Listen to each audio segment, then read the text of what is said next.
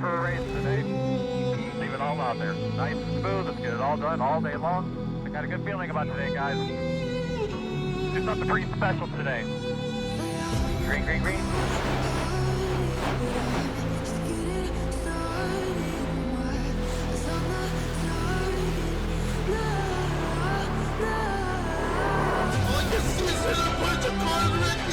Holy cow! We had the good one to end the race. Oh, we got a giant pack back here. Holy cow! Here we come. Go, go, go, go, go, go, go, go, go. Got to be kidding me.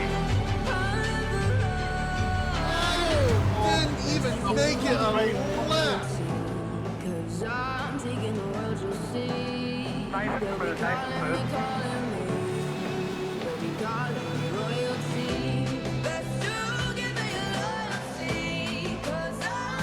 Wow, that was dumb.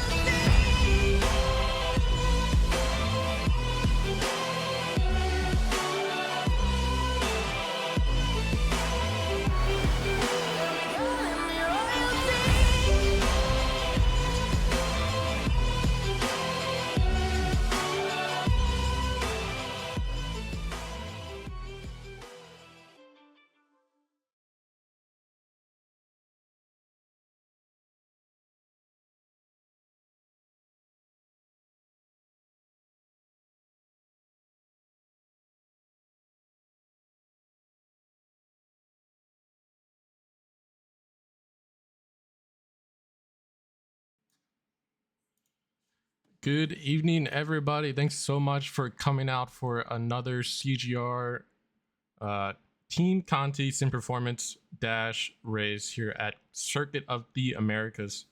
We'll be running 250 miles here at COTA. To me, that's a lot. That's a lot of time where potential mistakes can happen. You can lock up the brakes. You can piss some people off. It's gonna be a lot of fun. So thank you guys for joining us. A lot of people already in chat. Be sure to drop any prediction you want to see tonight, and we'll try to make that happen. In the booth, I have Billy. I don't know what you go Bill. by. Call me Bill, Billy, Bill the Masshole, whatever you feel like calling me. It doesn't matter. You know, you said it all. You know, piss people off at this track. It's kind of like a real life Bristol on road course. Very easy to make enemies here, especially guys towards the back who don't have experience on these road courses. This isn't an easy road course. Plus, it's different than last year's course. So it's going to be new for everybody this year. But as we've seen, we've got a couple of newer drivers that are extremely quick on this track. Yep, I know we have a couple ringers tonight, taking the helm of some cars. Very brave for someone, or I don't know if brave is the right word, but it's just commendable for someone to step down when they know road racing isn't their jam. But Yep. might see a couple mix-ups tonight with some newer drivers. Last week, Zach Saunders took first place, Sylvain Joly took second, and Caleb Sheets took third. Watching practice, looks like Zach still has some great pace, so obviously if he can go back-to-back, that would be a great night for him. I know he'd love that, you know, completely different type of track.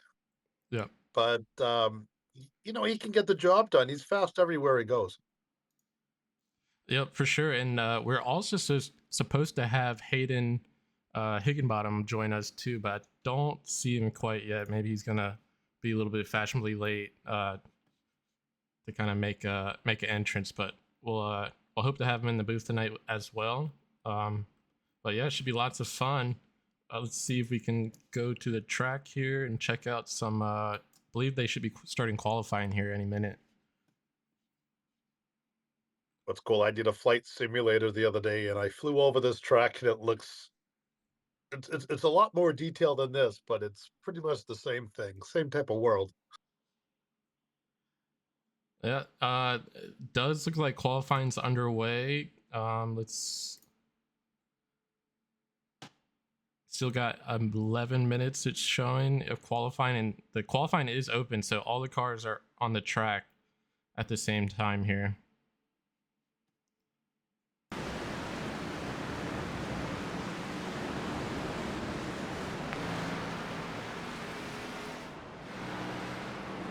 unfortunately, some of these shots are so hard to get when you're flying over the track and you have buildings and everything in the way, not like a regular broadcast.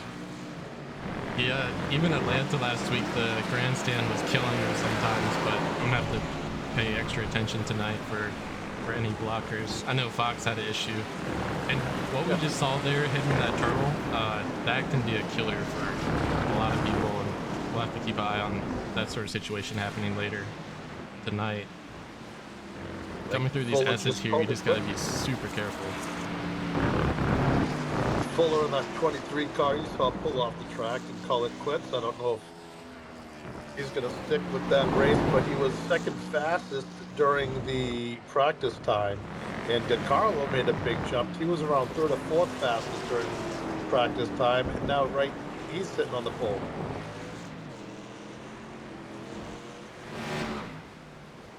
And a quick weather report for today. During the race, we'll be seeing temperatures between the through the high 70s and low 80s. Winds are a little low, though I have seen higher winds, and that does cause some handling issues, depending on where you are on the track. Anything to get these cars a little bit looser than they already are, it's going to be tough. So we'll be good to watch that tonight. See how these drivers adapt to that.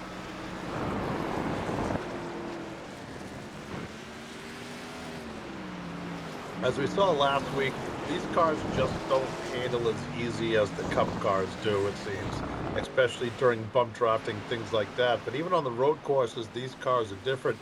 If you line up the Cup car, these cars, and the Truck Series car, I think these are the most difficult out of the three to actually drive. That's how I am, and I'm certainly Especially not a on the great road, driver, yeah. but it just seems to be the most difficult.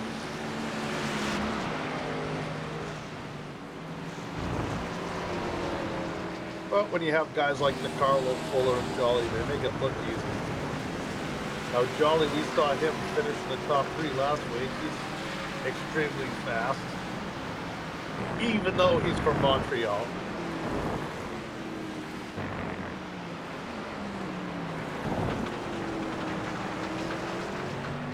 Yeah, sometimes these international guys, they come in here and they'll school everyone on these road courses.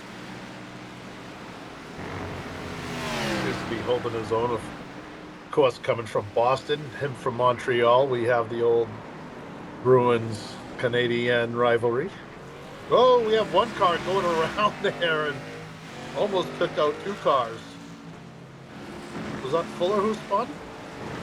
Yeah, it looks like he just was a little hot going into that turn.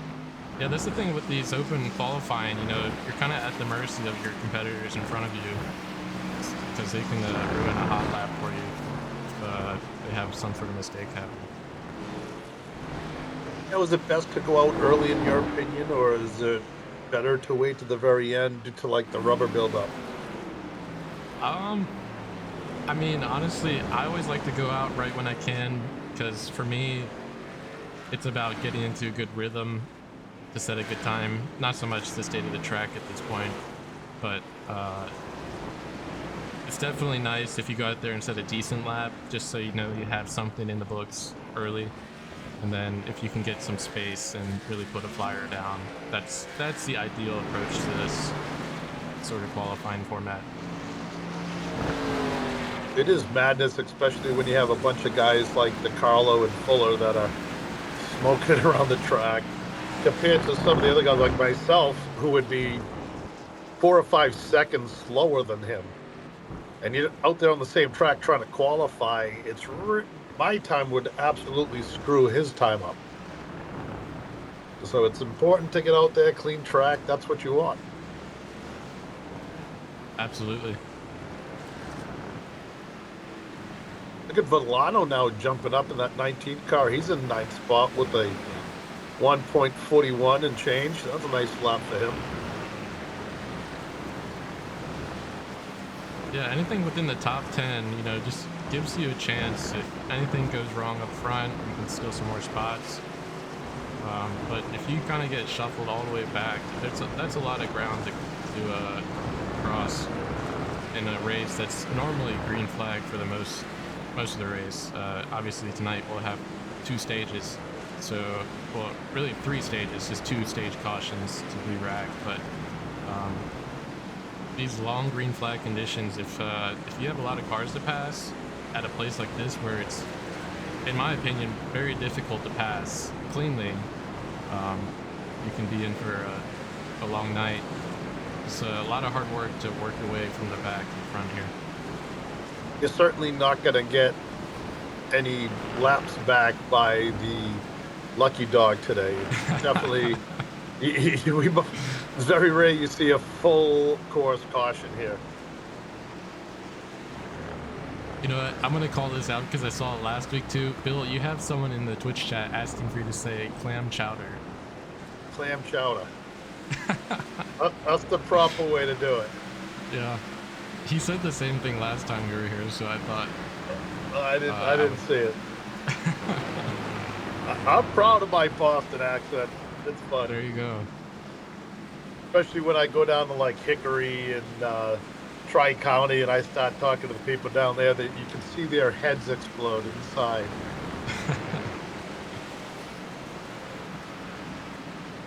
So DeCarlo is still sitting on top by about 2/10 currently. Zander's putting a lap down to put himself in 3rd position. Still 5/10 slower than DeCarlo, but still 3rd position's nothing to sneeze at here. You'll be starting on the inside, which preferred here if you want to get a good... it's not the preferred line going into turn 1, but it's definitely a good defensive line to have, so you don't get washed up in other people's stuff. Plus, too, you don't want to overshoot turn 1 because if you go over that barrier and you kind of get out of the line, then everybody's just going to freight train you on the inside and you're just not going to get back on the track.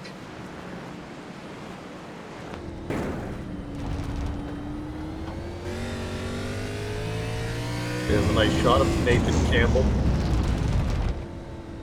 I already would have wrecked.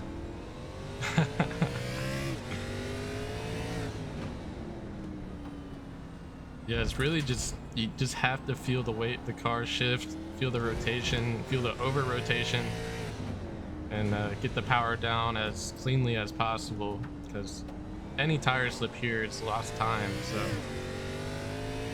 it is a very tricky technical track, driver's track. So I expect, you know, kind of the guys who have good road experience, and honestly the guys who are fast on oval tend to do well here too. So looks like we have a new pole leader, Quill, putting a 137.21 down. Wow. So that's a fair amount quicker than second place The car time. That's almost a half a second. That's unbelievable.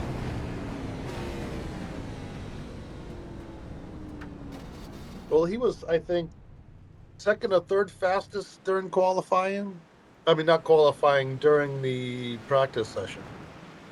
I know he was up towards the front. Well, yep, he definitely was. He was in the top 5 for sure, 100%. I think DeCarlo's kind of realizing that this next lap is going to have to be the one if he wants to try to get that pole back. Let's see. One thing that makes a difference here than it does on the ovals is usually on the oval you have 2 laps to qualify, and your second lap is usually your better lap, or you try harder because your tires are warmed up more. Here, not only do they get a second lap, but sometimes they get a third and fourth lap on really good tires to try to set their fast time. Other than that, it's skill. These guys are just so quick, and they make it look easy, especially Colby. He's just gliding through, no big deal. Hear him going through the gears, hardly any tire spin. Yep, and he's not that he's easy. gonna put it all on the line here on this last lap. He's currently P2, so he's gonna try to put a flyer down here to get that pole back. A little bit of a lock up there going into 1. Hi, I'm in here. How are you guys doing tonight? Hey, bud. Hey, what's up, man? Just not watching much. Colby run his, I believe it's his last qualifying lap here, trying to get the pole back. Yeah, Jacob put a fast lap down.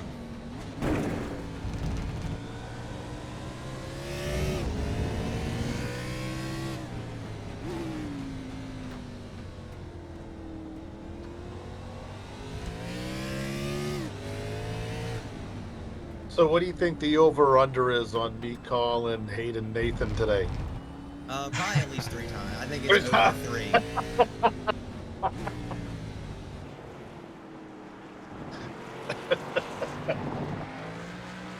It's alright, it happens. I'm old. Not a day over 20, Bill. I've had a few 20s.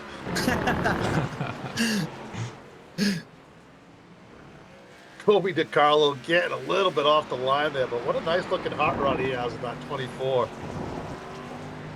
Yeah, I think he might have went off track there, so I don't know if this time will count. But Yeah. that puts Jacob Quill on the pole by about 8/10.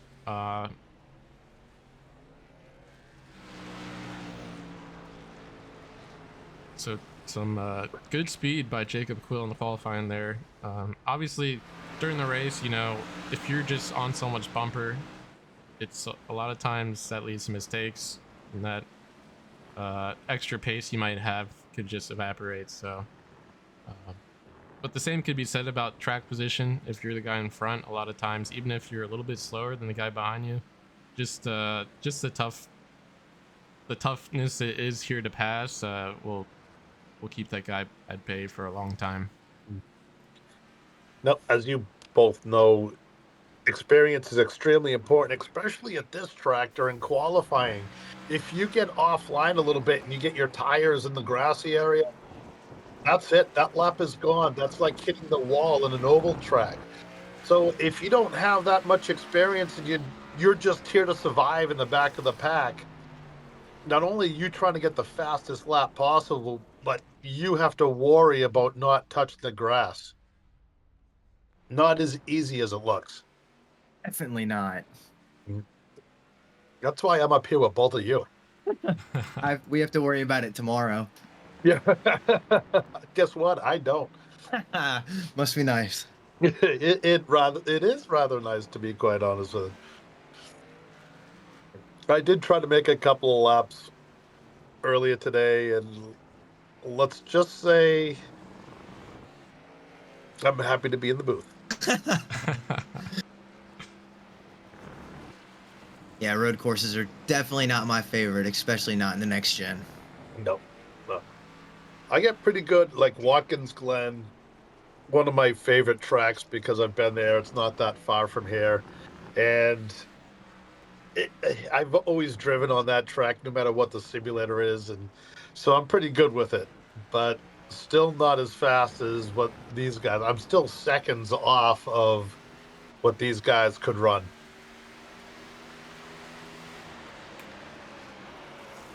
Get me on the Indianapolis Motor Speedway in a Dallara, I'll smoke these guys, especially the old school ones. Oh yeah. All right, Twitch chat. I'm gonna put up a prediction for if there's gonna be a wreck, lap 1, turn 1, and I'll set it for a minute. Yeah, I gotta place my bets. So go ahead and gamble all your points away. There you go. There you guys go. You guys are a bunch of degenerates, bunch of gambling degenerates. But Oh, I have fun with 57,000. I'll put 20K down. Screw And don't forget the over-under on how many times I call Hayden Nathan. it. I think it'll be less than the amount of times people get killed in turn 1. Well, we're already starting to grid up. We are. And I actually learned how to change the page on the grid now, so we can go through the entire grid. Let's get that pulled up. And while that's doing that, I'll actually refresh the paints too, just so no one yells at me later for that. All right, Well, Bill, if you Hayden, want to take us through the top 12 there. all right. Starting on the pole with an incredible lap of 1 minute, 37 seconds and 0.215. Jacob Quill out of Indiana. Kobe DiCarlo comes up second. Nathan Fuller, Zach Saunders, Sylvain Joly, all the way from Montreal. Nathan Campbell ripping down a nice lap. Jacob Fifield, John Connor, not the one from the Terminator, Nick Baston, Ben Lawson, Corey Mack, and one of the guys that we were impressed with last week, Keith Hume, is going to round out the top 12. Oh, it's all right. There we go. Starting 13th, John Terrell for Majors Garage. Thomas Villano will be starting 14th. Ryan Persinger, 15th. Jacob Euler, 16th. 17th, Stewart H. Walker, or as many know, Rocket Man. 18th, Mason T. Hoffner. 19th, Ted Lisby. 20th, Barry Kramer. 21st, Richard Myers. 22nd, Caleb Sheets. 23rd, Michael Deach. And 24th, Tyler Krosick. Nailed it. I think it's Krawcheck. Project. Sorry, But I didn't. Close enough. I guess I'll get the rest. And 25th, we got Justin Bell. 26th, we got Leroy Sellers Jr. 27th, we got Joe Gibbons. 28th, we have Joe Kotarski. Excuse me. 29th, we have Zander Short. 30th is Tyler Bellinger. 31st is Patrick McPeak. 32nd is Cameron Albertson. 33rd is Travis Dickinson. Let me scroll down on my thing here. 34th, and we have Sam Bennett, and rounding out the field, and 35th, we have Bob Baker. 35 cars for a road course. That's a pretty good turnout, if you ask me. Yeah, it is. It is. And I got to be honest with you. If I'm in this race, I'm starting in the back of the pack. I'm just trying to really survive. And every time somebody goes off the track, just pray that I'm close enough to pass them. Yeah, really, anybody within the top 10 at the end of the race, just depending on how the battling's going, and if you have two guys really battling here, a slower car could easily work their way up to them and do something crazy. So there'll be a lot of excitement here. I think all the excitement right here is going to be in turn one. I'm excited to see if anybody's going to dive on the inside or not. Maybe Ross Chastain in the field. Yep. Yeah. Hopefully you guys got your bets in for turn one, lap one wreck. Definitely will award those points as soon as we get through that. And then if you guys have any other ideas for predictions we can do throughout the race. There's a lot of downtime with these road courses just because there's not as many cautions, but just anything to keep the action going, we'll look into doing that. We'll have to figure something out as we go. I'm sure we can. How about this? Due to the fact that Twitch was making fun of my Boston accent, how about we have, at the end of the race, Twitch will pick the Chowderhead Award for the biggest mistake on the track. Oh, Lord. Chowder. Chowder. Chowderhead, the Chowderhead Reward. The chowder. Yeah.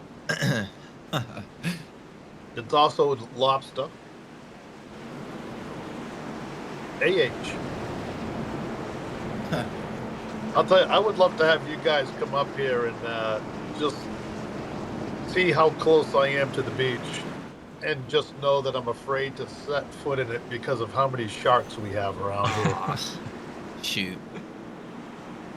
We have one large marge. He's about 18 and a half feet at 3,700 pounds. I've always heard that they're more afraid of you than you are of them. Yeah. Well, I'm a chubby guy. Everybody just has to outswim me. All right, boys, bring us to the green flag. We're too busy talking about sharks. Turning on to the front stretch here, waiting for the green flag to come out.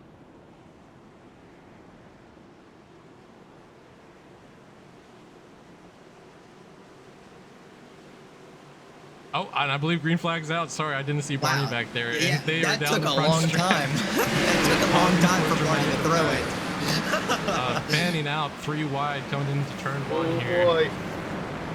Oh, boy. Oh, Oh, wow. a little bit of contact. And I We'll lost just 20K. stick with the leaders here.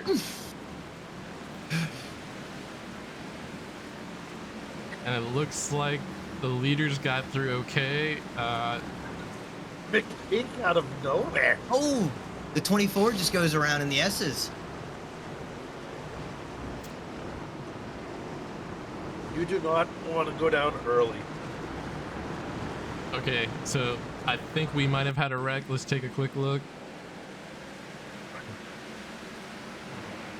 This is just for the prediction's sake, so we can see.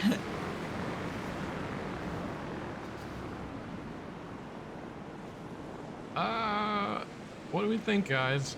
Are we gonna count that as a wreck? Let me take a look. No. You know what, chat? I don't think there was a wreck there. I think you I guys wouldn't lost say. all your points. Yeah, I did. You know what? That's like getting catfished on Tinder. I You think you expect guys one just lost thing all and your you points. show up and you get nothing.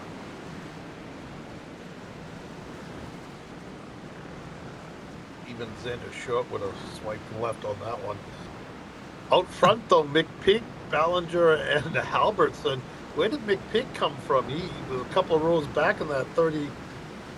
Is that 37 car or 39 car there, and he just now taking off. I think we're having a little bit of issues with the live timing. I might have to restart it here just so it gets updated. Okay. Yeah, give me 1 second.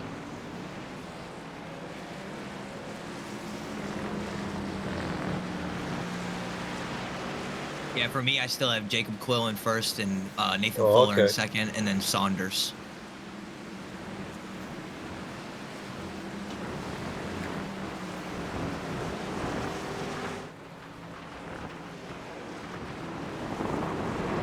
I cannot believe how fast these guys can rip through those S's like that. The rhythm that it takes, especially in these cars, is just so incredibly difficult. And I don't know. Well, you guys are better racers than I am. When you're going into corners and you're getting ready to downshift, are you braking first? Are you downshifting first? Well, what are you doing with your feet?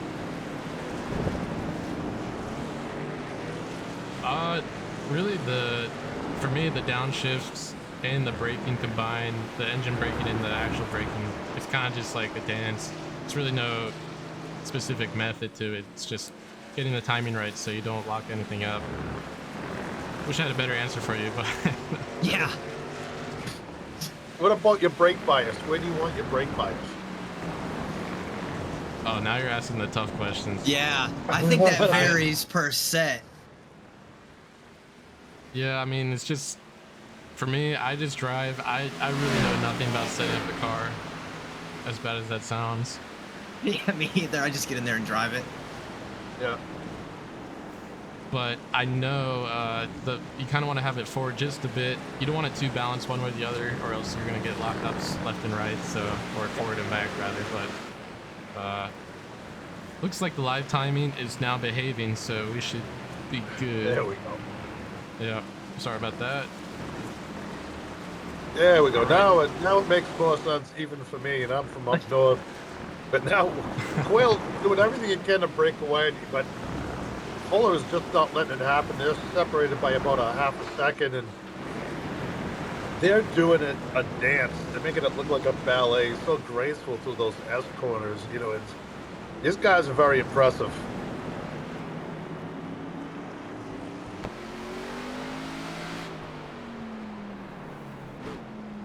You were just talking Whoa, about that was a- sharks. I would say, you know, Fuller like outbreaking Quill into these corners kind of resembles a shark, kind of, you know, playing with his prey. I don't know what I'm Jaws trying music. to do here, but I'm getting a little artistic in the booth tonight, I guess. Yeah. Yeah, Hey. no, he's definitely stalking him, and it seems like Fuller might be just a little bit faster, but he doesn't want to push it yet. What a great shot. Yeah, you can really see how they have different approaches to the braking zones. Let's go on board with Fuller here in the turn 1. Oh, looking inside Boys, here. taking a peek. Hits the bump. Let's see if Oh, Quill can just get the power down sooner, being on the outside there. well, you know, one thing there is this is what, lap 4 or 5. If this was at the end of the race, I think that would have been a lot different. Oh, for sure. 100%. Sometimes even the stage for these guys. If it's the end of the stage, these guys want the points, you know, they're starting to throw their stuff around. Yeah, it gets rowdy. Yeah, especially when you get a guy that's filling in for a driver or a solo driver who's here for one race. You really, if they're not battling for points and you are, you got to do what you got to do to get that extra point.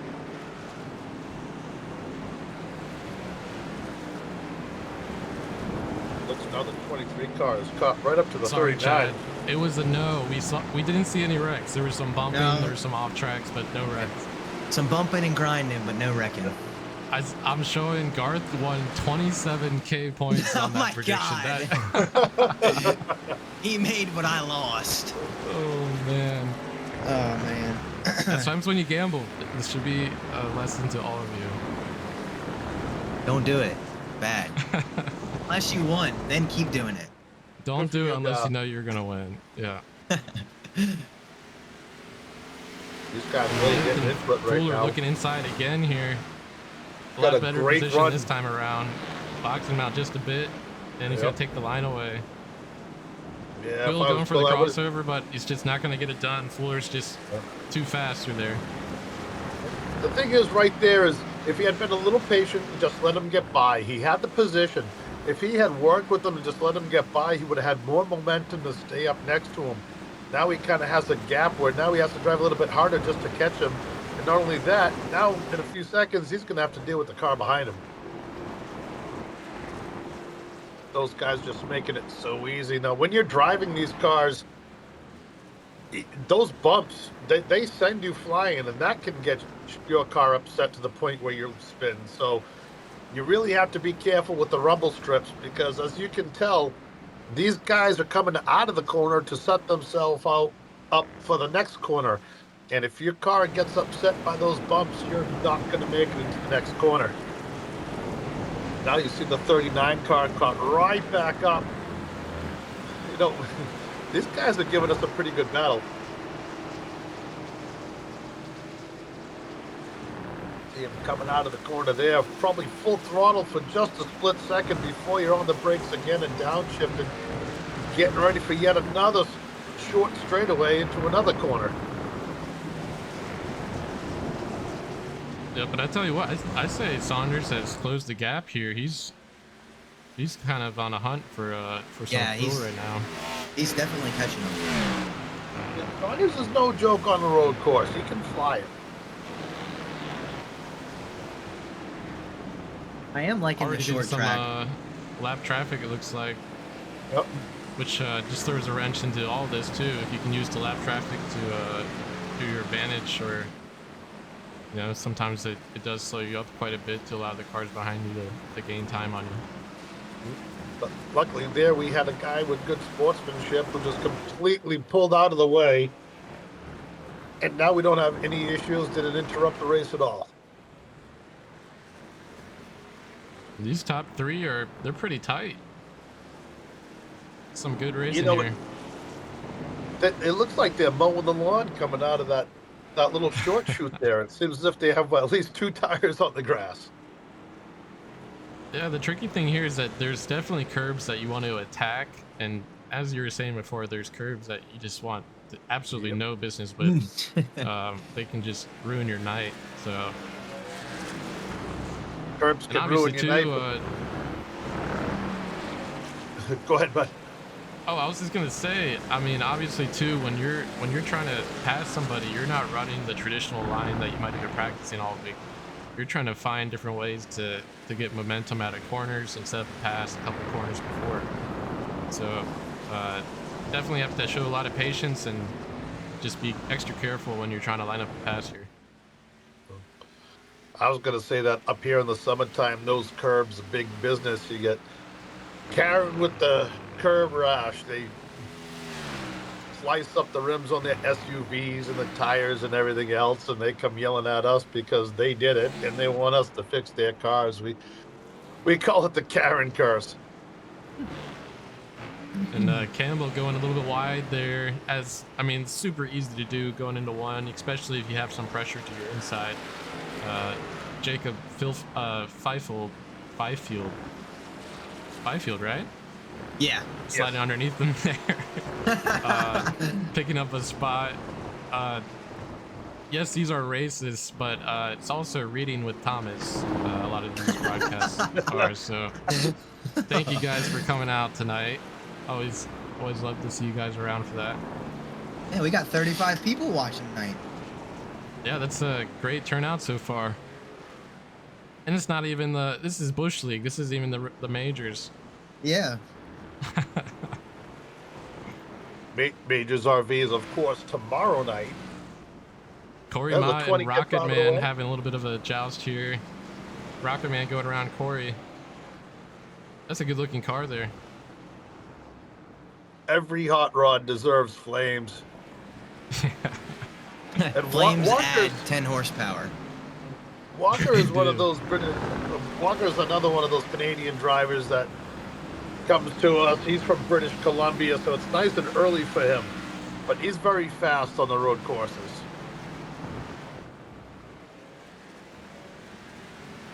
And we will see him tomorrow night. This is definitely practice for him for the Cup Series.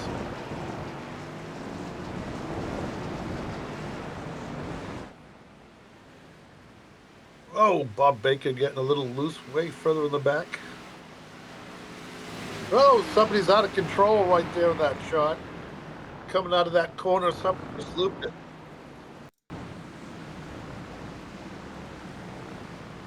I don't think this was it. I was hoping it was. I think it was a blue car, I want to say. Gotcha. Yeah, from 13th to 19th, they are all over each other.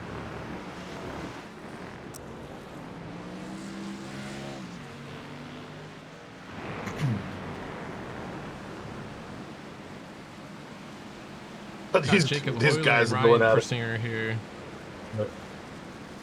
When you They're put gonna do all our four best to try tires to- on that, when you put all Sorry, four I tires was on the gonna rumble strip, you're trying to get them. I don't know how they do it in real life without talking over each other. It's because they're Yeah, standing next to each other. Well, probably. hell, Clint talks Oh, over them man. anyways. Oh, these guys, he's chasing him like an angry ex-wife. Oh, he's diving on the inside. Looked like, what is that, the 13? Looks like 13 missed the corner there. Yeah, it's easy to do when you have a lot of pressure from the back. You just feel like you don't have enough time to brake, and you're just going off the track, and that's why it's He extra might have had difficult a- to be leading here. He might have had a little help to persuade him to go a little bit further through that corner than he wanted to. They are using up every inch of this track right now. Tires starting to wear off a little bit, even though it's only been 9 laps. Whoa, and there's one car sideways in the wrong direction there. Did not reach the sand pit, so he's going to be able to keep going. Justin Bell.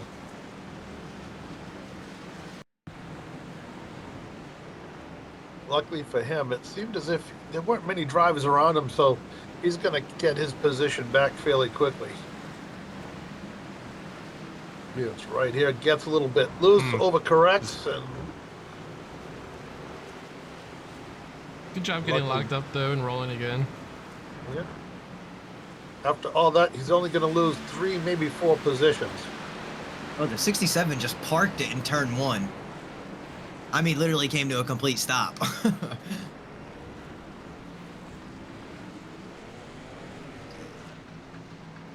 Wonder if he must have. Oh,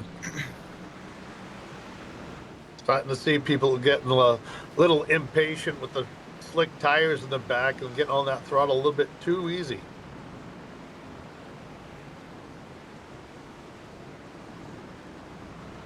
Now these cars, out of all the three, are definitely were not made to run road courses. Oh, the 54 just spun into the 08.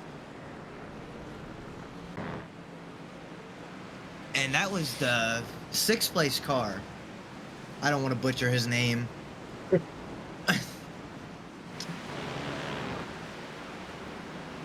That was Sam Bennett, 54.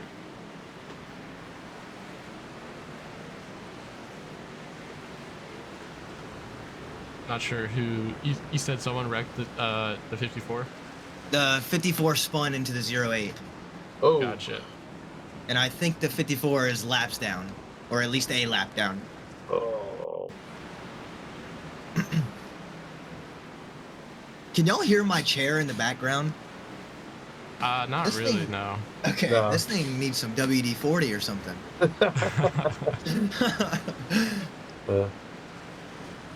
Saunders is putting it on the 39 for first here. Got 3 Yep, cars back under a to the front. blanket. We're Look, kind of just Saunders going through the gets field around there, the seeing what we 23. can find, but yeah, Saunders doing a great job here, getting past. Man, I think we missed a lot because Nathan's now in third. Yeah. Quill is in the lead. Saunders in second. So We're like Fox broadcasting. Well, we are halfway to the end of the stage. well, these guys are already hurting for tires, and these top three just moving away from just about everybody else. I want to say maybe Nathan might have had a lockup or something, but I'll try and see if I can find anything on my end. let's see. This was the pass by Quill.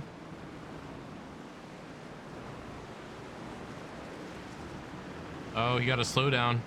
That's 100% a slowdown there. He had to Yeah. give way. Yep. I think he cut it in the S's, it looked like. All right, so we missed it live. Sorry about that, but we were able to go back and see what happened. Yeah. Don't be mad. We've only got one camera angle.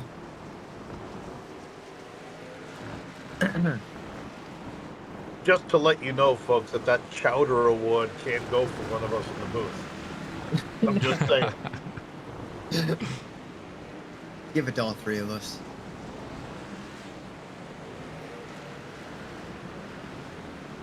Do they have Hey, like cool. clam chowder competitions up there, Bill? Oh, all the time. Yeah. Oh, yeah. Do you make a good clam chowder? Me personally, no. My mom can kill it. My mom has a good one. So just haven't learned it yet. She hasn't told me the family secret just yet. But if you want ribs and brisket, I'm your man. I do like ribs and brisket. Yeah. I was expecting Nathan to get the pull back up to these guys, but he's still kind of floating back there. And Zach is contesting heavily for the lead right now, showing a lot of pressure to Jacob Quill. It looks like Fuller can get up close enough, but he just can't get on the throttle as fast. He also might be hanging out a little bit. Saunders on Maybe. the inside of turn 1. He didn't get there. Looked like he was just taking Oh, a the little 39 peek. goes wide though, and he's on the inside. And that's probably why he did it, just going to the inside like that, got to the head of the 39. The 39 was looking in his rearview mirror, and because of that, missed the corner, and now he almost lost first place. Close.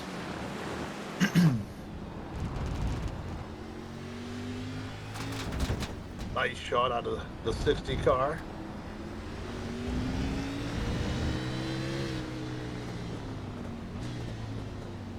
Just look at him going through the gears and everything, how smooth he is.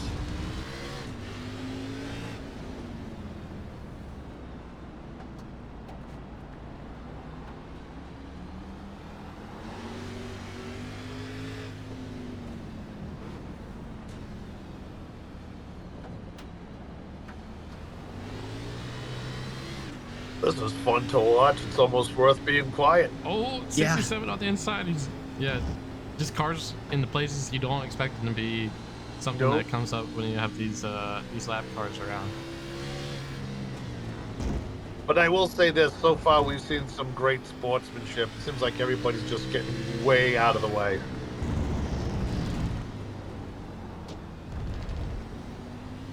Anders almost locked it up, getting there in the corner, got a little bit close, but you just can't catch up to that 39 car just yet. Gets close to him in the corner, trying to get that 39 car to make another mistake.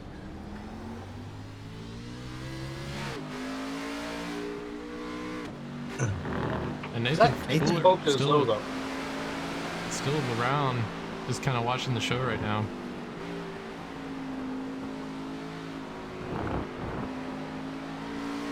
What a great shot out of the back of Quill's car. It's actually out of the back of Saunders in second place. Oh, Sandra, I'm sorry. No, that's all right.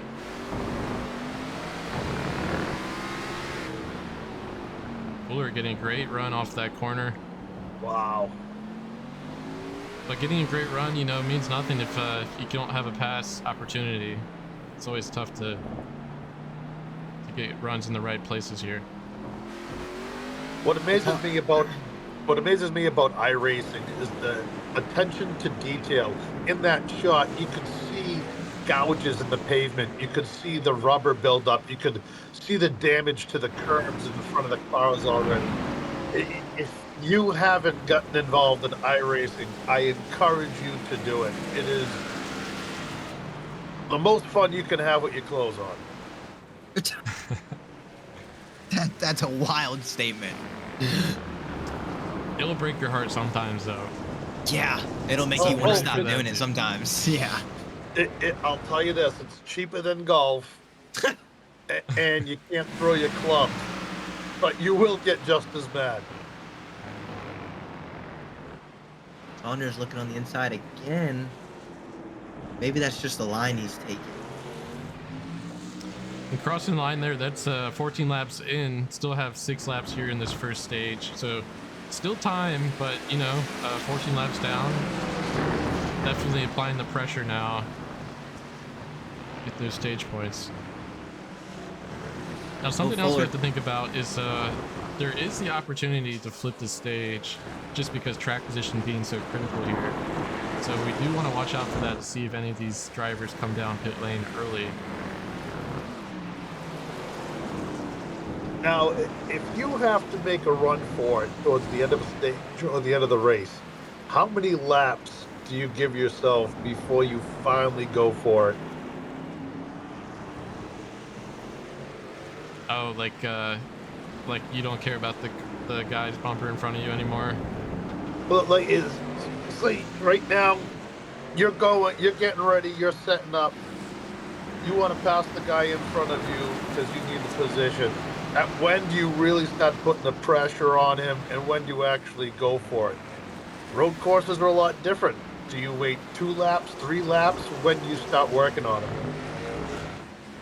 Yeah, it's definitely a unique issue to overcome in road courses because really you just want to capitalize on any of the mistakes the guy makes in front of you. But obviously, if that guy's not making any mistakes, you kind of have to force your hand. I normally wait as long as I can just because, you know, if you're basically waiting for a mistake to happen to capitalize on it. But yeah, anything like 2-3 laps, that's about time where if you're going to do something disrespectful, kind of have to think about it then. But I feel like it's too early, especially when they're all three. Oh, the 39 caught the curb. Quill just nailed that bump, and he's probably going to have a slowdown here. Yeah, it looks like Saunders he along the definitely. outside. Quill's still keeping position here, but he's going to be dropping, I assume, to Fuller as well, unless it wasn't a slowdown. Yeah, I think he got a slowdown, and he was able to. Oh, Saunders wide here, Quill back to the front. Saunders back on the inside, not gonna get there. See, stuff like that has to be devastating. You know, you're behind somebody for 10 laps, and you finally get a pass, and you just outbreak yourself there and give it right back. Garth would like a poll for who will win the stage. And somebody in the chat said, "You race with clothes on." Well, these guys are starting to really go at it right now, so it could be either 3 of these or None of them. If they race too hard and take each other out, they're not going to win this race from the pits. I think all three of them, I think they pit for the stage end. That's my prediction. Before the stage ends? Yeah, I think they're going to flip the stage. All right, Chad, I started a prediction for who wins the stage here. You have Oh, the top Zander. 3 here. Sorry, I missed it. That was a close call there. Yeah, it was. Seems as if the 39 car might be having a little bit of a handling issue. That's twice now. We've seen him hit a curb, and now we see the 60 almost get airborne. I thought twice now. Wow. I think these guys are just putting so much pressure on themselves that they're starting to miss their marks.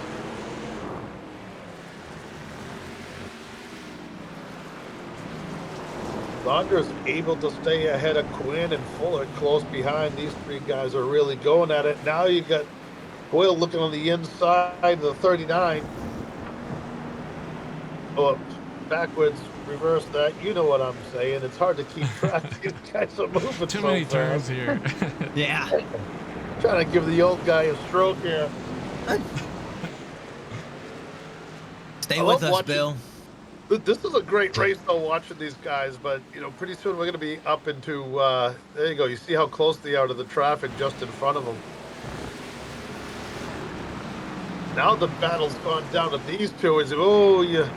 Ooh, that was close. There it is. You see, got a little bit of a bumper there entering that corner, and it threw the 39 all off. And right. God.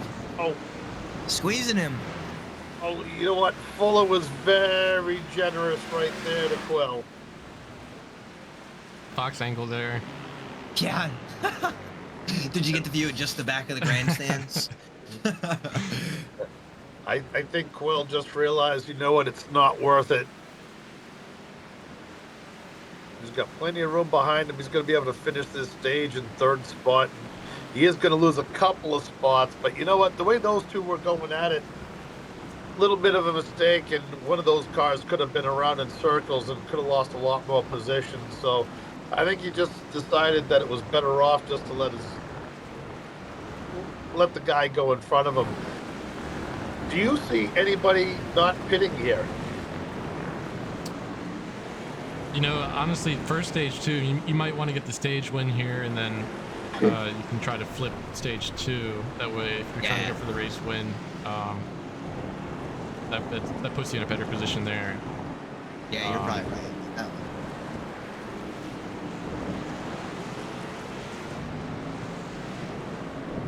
I think after 17 laps, at some point, everybody's gonna pit.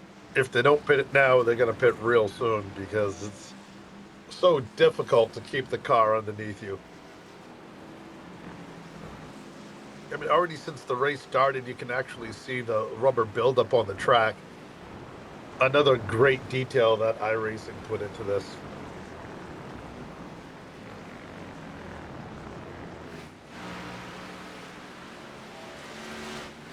Nice shot, come down the long straightaway here. These guys are still going at it.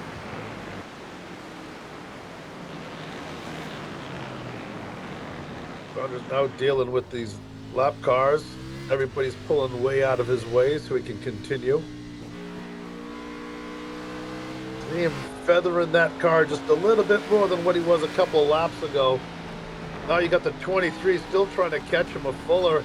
He's making it through all of these cars fairly quickly.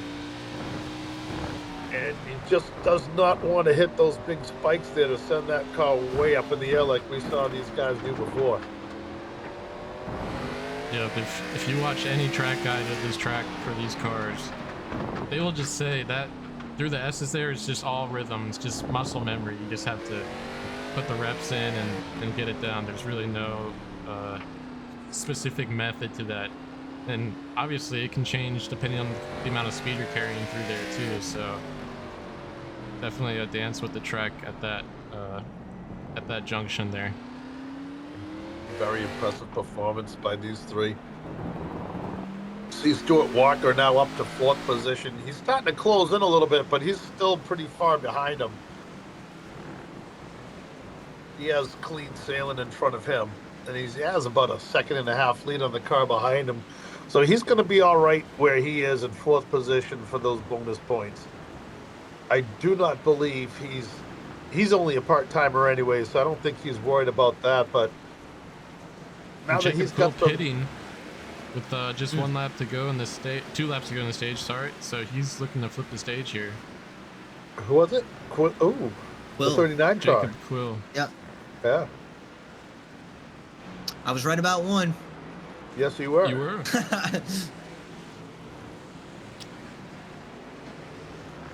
It's him.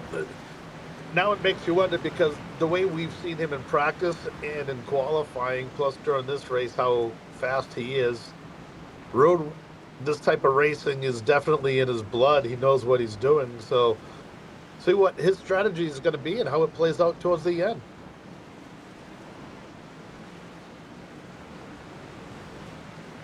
These guys are doing everything they can to catch up to Saunders. Walker's going to get that extra bonus point. He's now up to third. That's a dangerous driver to have in third position on a road course.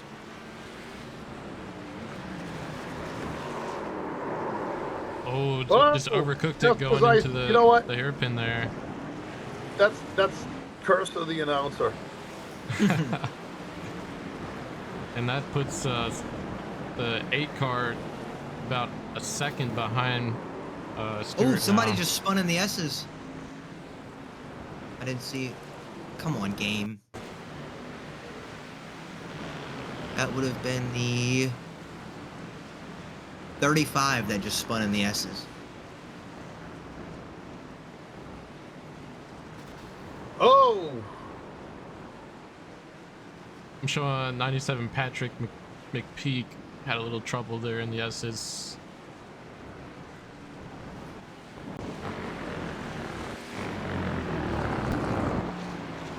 hear those rumble strips beating up the tires on the 08. Joly moves up to fourth position, and now look who's in fifth, the 20 of Corey Mott. He's moved up a bunch during this race. And I believe this is the final lap of the first stage here. So all these guys electing to stay out and pit at stage break. The Rocket Man up 14 positions that stage, Yeah. up to third. How about Mott? I know Mott's moved up a bunch. He went up 6 positions. Next position. Looks Some like our other biggest notable move. movers. Sorry to steal your thunder here, but I was going to say Cameron Albertson up 20 spots. Currently You sitting got me. position 12. How you move up that many spots on a track like this is beyond me.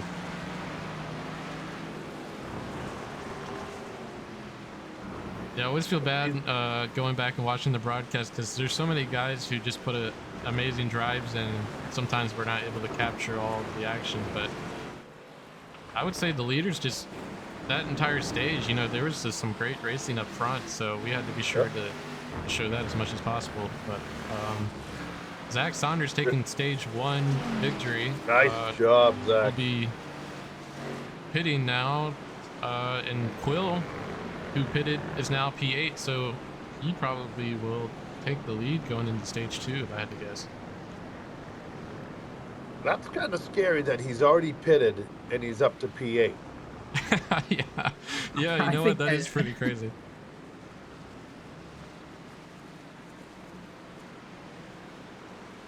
There's your top All 10 right there. Saunders, Fuller, Walker, Joly, Mott, Lawson, Terrell, Quill, Fifield, and Campbell.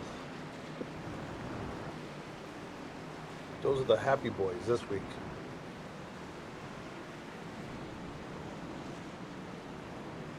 Plus 2, you're going to have Saunders. I believe Fuller led a couple of laps.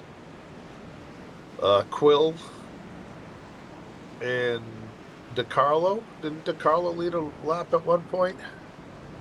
I Wonder if thought I he can- was. Or was that back in qualifying? I'm thinking, but A few guys got some bonus points for leading the lap.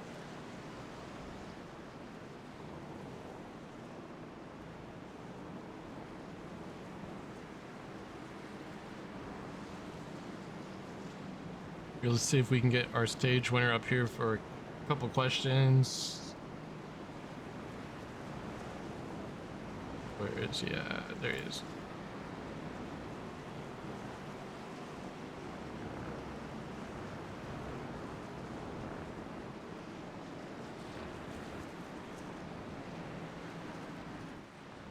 Hey, Zach, you're in the booth. You got us?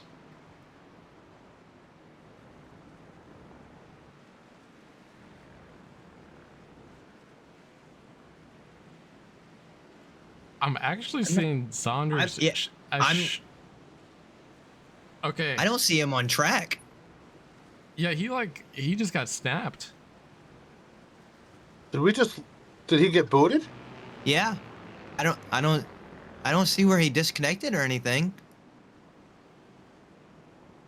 I really hope I didn't do anything because the second I added him to the channel, he got kicked out. Well, I haven't seen him since before that, so I don't think it was you.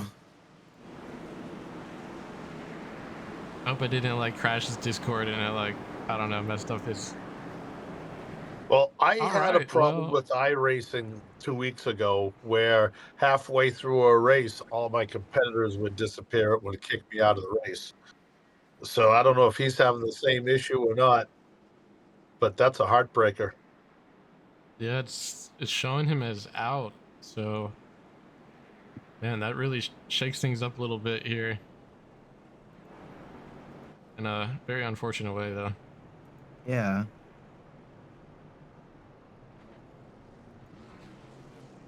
If anyone in playoff implications for sure. Yeah, definitely. Twitch chat can see what happened with that. That'd be awesome. I'm looking in the Discord. I'm not seeing him say anything. Yeah, I'm not seeing anything. Is he even online? Says he's online on his phone right now. Oh boy. But on the Discord, like it says he's still in the Discord in the Tipton Harding chat. I don't know. Weird. You gotta wonder, Quill actually pitted, so I don't know if he had some damage to fix there or what exactly, but you know, we thought he was flipping the stage and would come out first, but electing to go down pit lane. Well, one guy we saw that was running really fast, and then he had a little bit of trouble. I think he got hit in the door. Now he's back up towards the front. Is Joly in that 08? He's up to 7th again. Oh, they just said that when you got pulled into the Discord, when he got pulled in Discord, it crashed everything. Oh, no. That's what they just said in driver chat. Oh no. Oh my gosh. That's not your fault, Thomas. I feel that so bad. That shouldn't happen. Wolfgate. Playoff implications. Who was Thomas Wolf paid by? Are you getting checked from USAID? Corey's gonna fire me. This might be my last stream, guys. this is it from me, guys. Pull for if this is Thomas's fault or not, says Garth.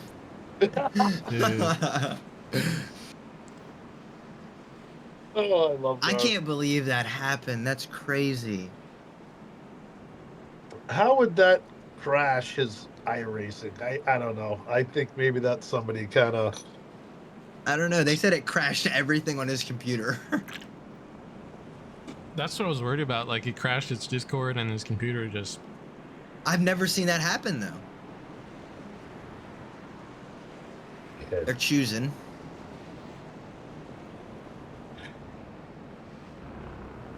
Oh. That's unfortunate. I hope Mr. Campbell doesn't choose violence. All right, well, let's see if we can get another driver in here. Try something in the back of the pack. Oh man, that sucks so bad. That's so bad, man. How many?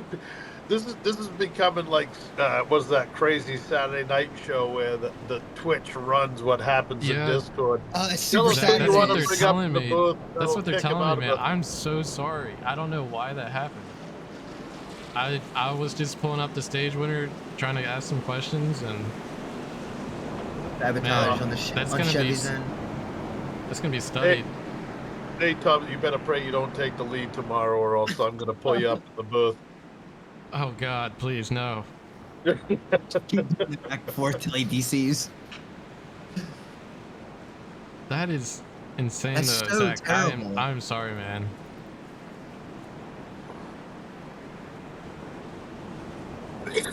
I'm sure he knows it's not his fault. It's not your fault. Yeah.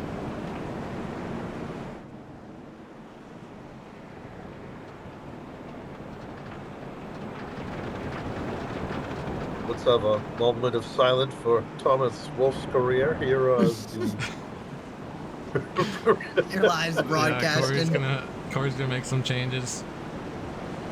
I'm just Hey, gonna say folks, some crazy I crap guess- now. I guess we know who's leading the poll for shout ahead of the race. Man, Oh, you're never gonna live this one down.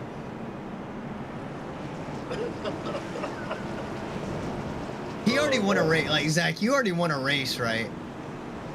God, please tell me he's already locked in. He won Daytona, didn't he? In Xfinity? he won last week, Atlanta. Yeah, That too. That's what it was. He says he's joining back. Okay, good. Get out there. I might pull you back in just to test again. no. So, It says he's only a lap down. If he joins back, he's gonna be 2 down. Nothing's impossible. oh, this is great. ESPN Fully- 30 to 30. Yeah. What if I told you a broadcaster kicked the driver out of the race? Where were you when Zach Saunders was DC'd from the race?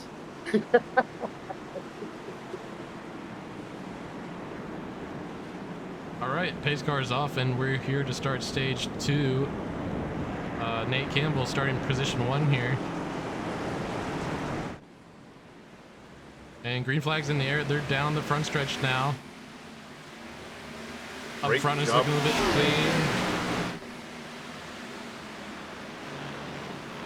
clean. We see a couple of Got guys two, jumping up a almost few 3 rows. There we wide, go. and Coming around. 23 got Corey loose. Mott sliding it around, doing a Tokyo Drift impersonation there on turn 1. But other than that, I think we made it through clean. Couple of little cars. Yeah, I don't know. It'd be tough to call that a wreck. Back That up was to a the front racing here. incident. Campbell's Well- still out in front with DiCarlo, who was fast in practice and had some pretty good qualifying times. Now back up to the front. I'm not exactly sure. He might have got an EOL to start the race because if I remember correctly, he was fast in practice and qualifying. Yes, But- he was, and Campbell going wide there, outbraking himself. DiCarlo sliding into first position now. And Campbell hoping to hold on to that second position, but he has another Majors Garage car breathing down his neck. I'm wondering if he's having an issue. He seems to be struggling.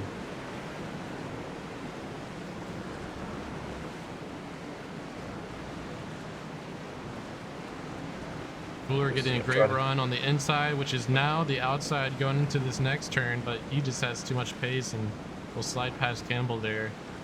And now we got 2 Majors. Fuller getting loose coming out of that turn, just putting the power down a little bit too quickly. But Campbell will still sit 3rd for now, and now he has Walker's breathing down his neck. But 2 Majors garage cars up front. Also, you see Joly up a couple of positions in that 08 car. He's up to 5th now.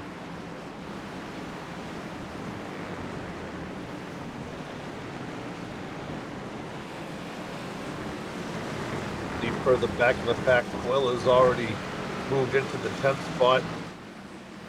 Oh, the 15 goes around in the back. Looked like everybody got around him. Oh. Whoa. I believe that Yeah, was somebody's coming out of gonna the need same. to Tyler. cover. Bellinger. No, 15. You said it. You said 15. his name. I did. Hold on, let me look back. Crotchek, right? Crosscheck. Oh, yeah. Crosscheck. Yeah, he got some help from the 29 there.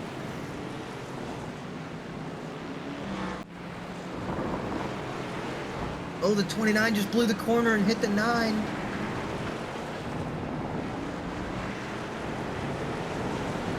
Things are heating up just a little bit for position 1.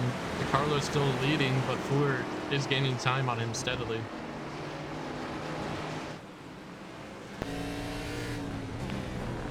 Yeah, I don't know if we've got some type of beef in the back, DiCarlo but blowing that corner. wow, he's way He's off going to course. be very wide here, and Fuller's going to have great line coming into front stretch here. And he's able to get the pass done clean. I think them being teammates there, you know, if DiCarlo senses that Fuller has the pace here, he's just going to let him by. Yeah, very dangerous to do when you have that 63 right behind you, because that just helped him close right up as well. Still about 2 seconds back, but he definitely gained some ground on that maneuver. If you look back here, we've got all kinds of trouble. Oh, coming Ma out of the around corner. again. I tell you what, turn 1 is not Ma's friend tonight. He's been sliding through there. Like We've it's seen his a job. bunch of cars struggle.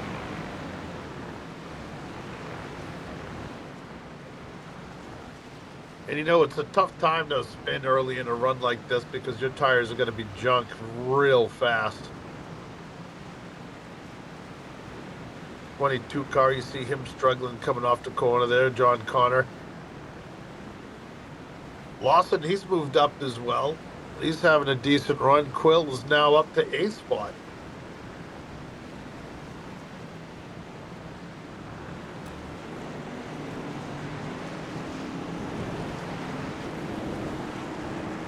Sixth car, Lawson, he's moved up. Is that a little bit of damage on the rear quarter of that 6th car? Hard to Sorry, tell with say it that again? black paint. It looks like a little bit of right rear. Yeah, he's sliding.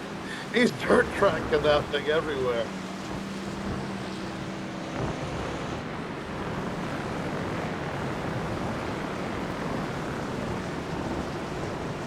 Glad to see some new faces in this top 10. You see Baston the back. He's up in the top 10 now. Terrell, he's up in 9th spot. Haven't seen those guys much all day. They've been battling in the back, moved their way forward. There's Nicky there. Look at the Riz on the Nick Meister.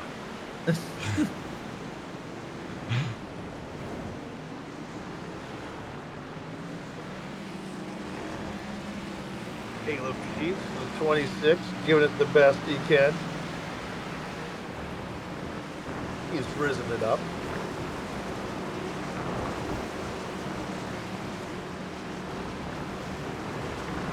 Well, they're starting to get a little bit of breathing room. Not much, just a little bit up front. Yeah, it looks So like too, for the- Fuller up front has about a Oh! 2-second lead.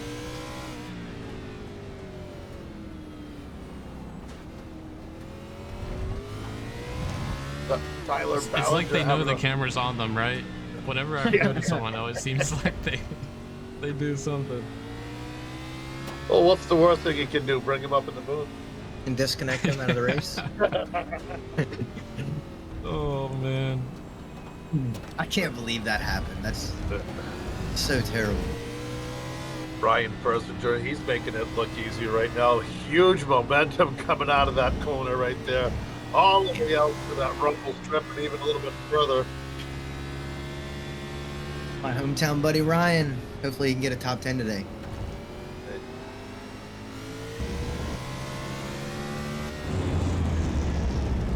He is revving up those chipmunks underneath the hood of that car.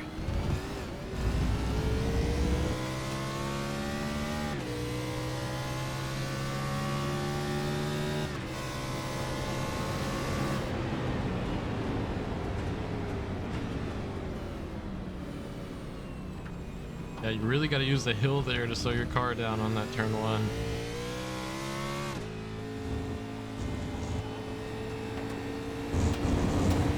Looks like back a little bit, we have some tight racing between position 17, 18, and 16 here. Looking out of the front of Jacob Fifield. Not sure who that was in front of him, but he had all kinds of rear damage. In front of Jacob, that's Ted Lisby in the 44 car. Oh, he's going very wide. Oh, no! And now he's got left rear damage, and Jacob has front tire damage. Yeah, that's some bad damage there. Yeah, that's a pretty hard hit right there. I'm cursed tonight. I'm bringing the worst luck to these drivers, it feels like.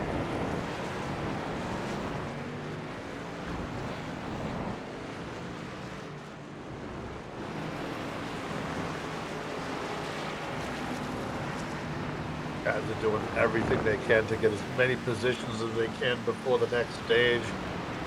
Very unlikely you're going to see a full course caution here other than the stages. It would have to be a big old kerfuffle somewhere that just chalks everything up in order for that to happen.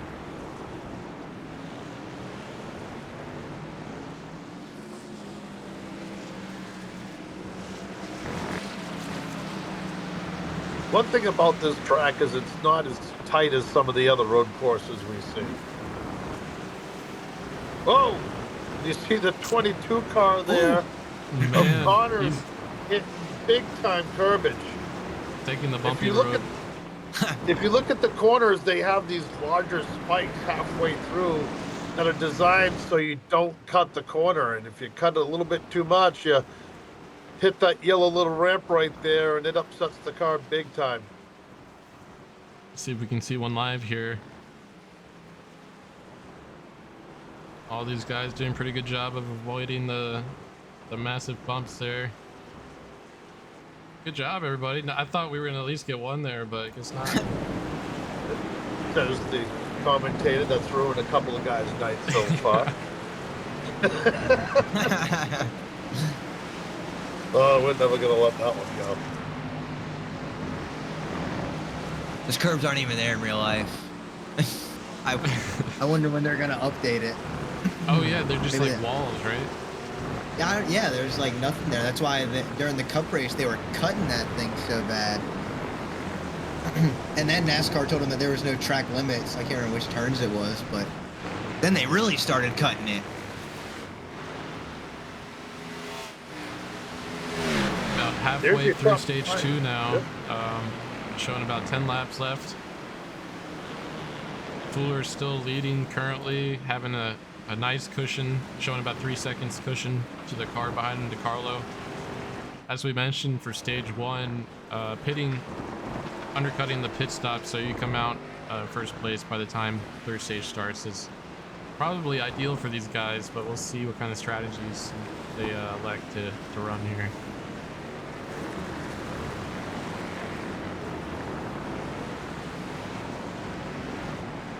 Some of these guys are already starting to feel the pain of bad tires.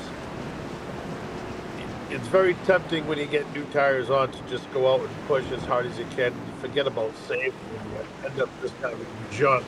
That happened to me last night in an ARCA race where I was out front just pushing it too hard, shoot up the tires, and I ended up fourth. It's hard to get experience on a road course. We only see them a couple of times a year, and if you have no experience, you need that race experience, and it just isn't really easy to get. You can practice all you want, but there's nothing like true competition to improve your skills. Right now, the only guys that are not having a problem, it seems, is Fuller, DeCarlo, and Walker, because those guys are just having a field day. Fuller's definitely having a field day. He's got a picnic time between him and DeCarlo.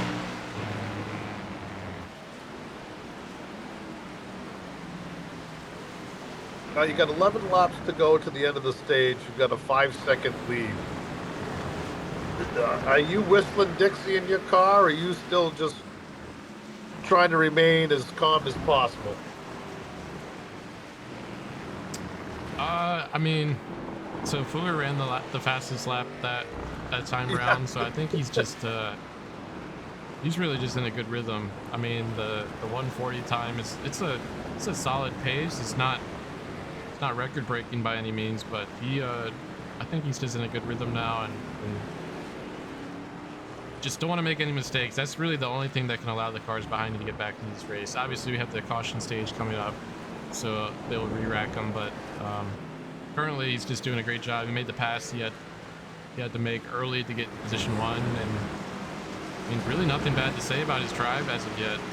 He's just continuing to put down solid lap times, and when you have a gap like this, that's all you need. Extremely consistent, almost like he's saving a little bit.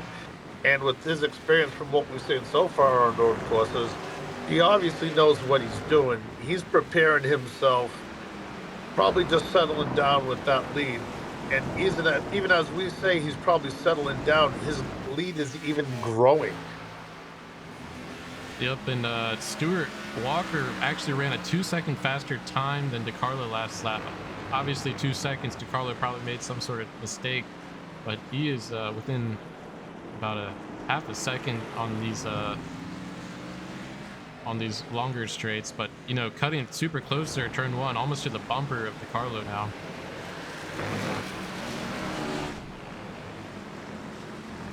Walker, we saw him last year in a bunch of the Cup races, and he was very fast on the road courses. DeCarlo, we know, is fast here. He was one of the top qualifiers, as well as in practicing. Is now when we look out of the front of the Rocket Man's car. Rocket Man. Going through that corner, making it look so easy. Carlo going wide there. He's gonna have more speed coming out of his corner, but definitely opening the door for Stewart to make some sort of inside move here. Also going wide through this corner. Stewart be able to make the pass here. He's on the inside, but will be on the outside for this double right-hander coming up. They are side by side coming down to turn 18, I believe, or 15 rather. I think Walker has a better line, a lot more momentum, and he certainly does. He's going to be able to get the position, but he goes a little bit wide. DeCarlo back on the inside. He'll have the preferred line coming on the front stretch here. Let's see, can Walker put the power down? DeCarlo getting loose. That was just a drag race on the front back. straightaway. This is some great racing for the lead right now.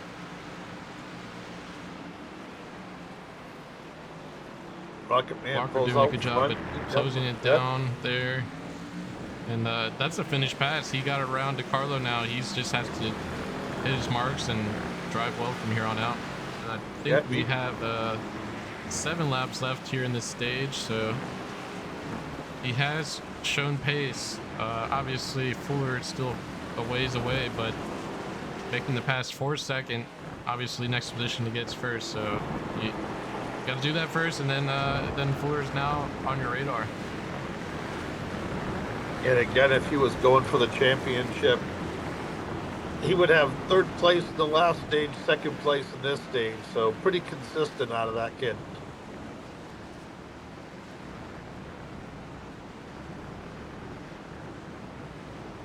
Whoa, see both of those guys getting a little loose coming out of there.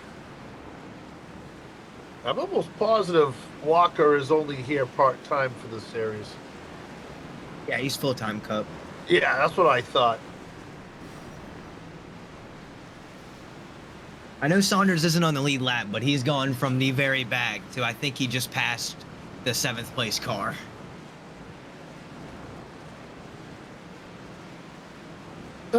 If only. Yeah.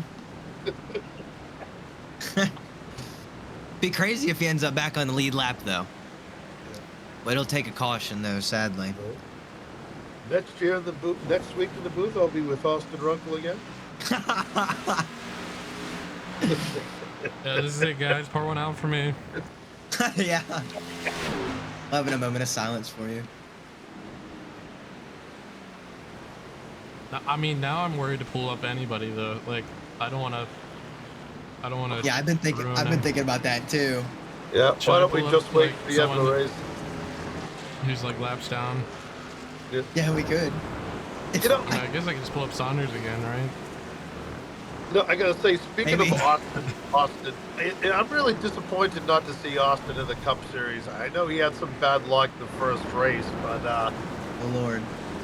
you know, I really wish I could see him back either in that series or this series. He'll be back with a vengeance. Don't worry. Yeah, Nim really, he runs that team with the complete authority. He makes decisions, more business decisions than I would think pretty much anyone in the history of business decisions being made. Yeah, definitely. And that's a lot of decisions, folks. Oh boy.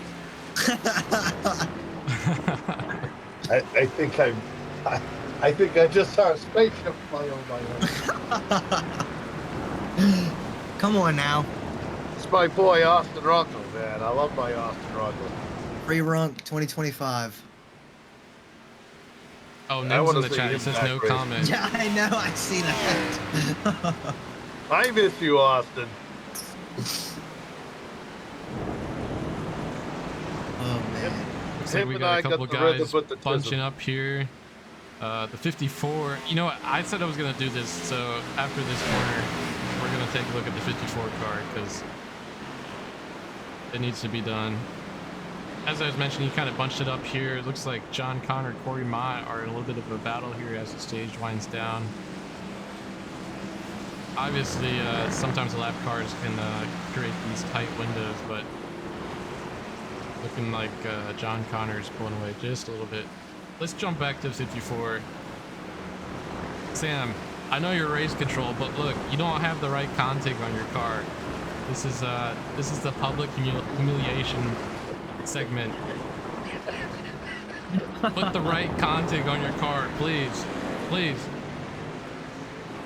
Man, shots fired. Shots Everyone say shame. Everyone spam shame in chat. I know, because it's a big no-no to not have those on. Yep. There we go. Good. I see one shame.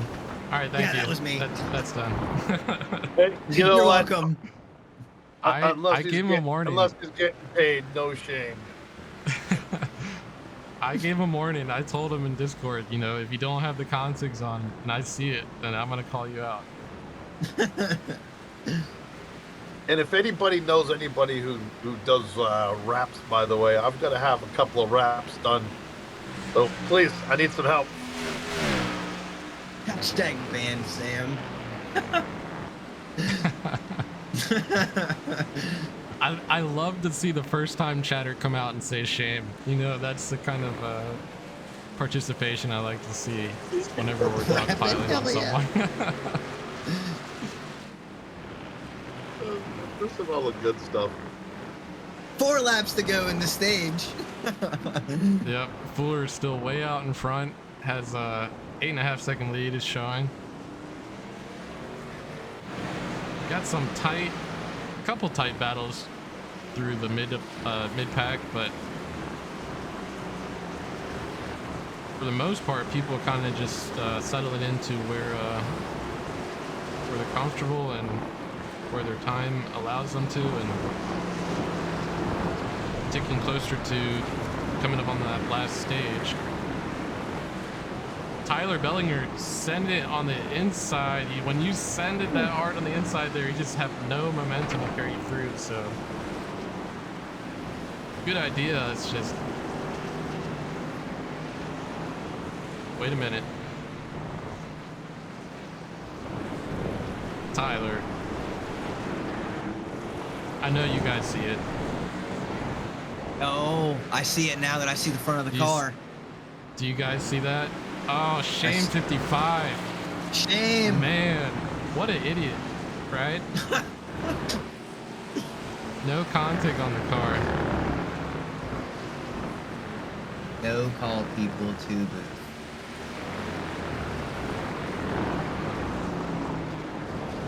I'm just kidding, Tyler. You're not an idiot, but please, please put the Conti on your car.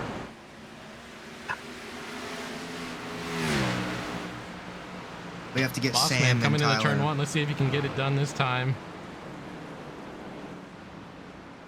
Yeah, that was a lot better, Corey. Good job.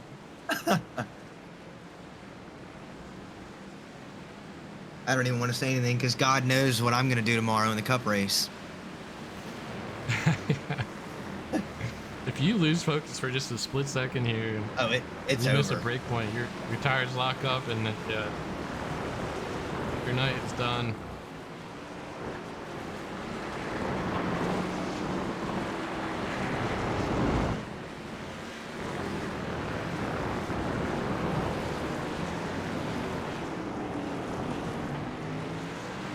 Nathan up to a 10-second lead. I think he's doing pretty good out front. He's he doesn't seem to even care about tires or anything. He's not. And ladies and gentlemen, check out this battle for position 21. Mason Hoffner and Jake Euler going toe to toe right now as we have 2 laps left in this stage. Somebody in chat saying check the 26. Well, the That would be- 13 getting underneath him. That would be Caleb Sheets, who is pitting right now, actually. So yep, as we mentioned before, that son of a bitch, he doesn't have the context either. Oh my God. Yeah, well, the thing is we haven't seen much of Sheets, and he seems to be running some type of strategy right now. He's been kind of hanging out of the back, kind of staying out of the trouble. So he's pitting now. He'll be closer towards the front. Is he going to be a sleeper that all of a sudden comes flying forward? Yeah, these guys coming down pit road now, obviously flipping the stage. I would think we see Fuller come down, though. Sometimes when you have the lead by this much, you just ride it out. But obviously with his pace, he might not be too concerned if he has to pass a handful of cars to regain the lead for the final stage. He's not far enough to put a car's lap down. That would be the ideal thing for him, but even he's not that fast.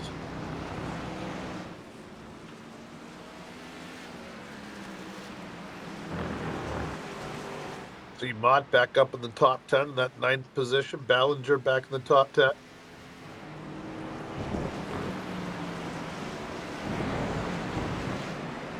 You got Pit a lane little bit has of been closed. a gaggle of cars here. Jacob Byfield trying to get the pass done to take position 12 from Cameron Albertson. And Byfield has some damage on that front end there, but you know, road courses sometimes you can get away with a little bit of damage. And the car still runs fine as long as you don't have that wheel damage, suspension damage. Normally it's not too bad. 19 of 20 laps done here on stage 2. We're currently watching Jacob Byfield trying to take position 12 from Cameron Albertson. Pretty much everyone from positions 1 through 7 are just riding at this point. Gaps are pretty high, so we'll stay close with these tighter battles through the mid-pack. Now, we're going to see the same thing happen in the last stage, going for the win.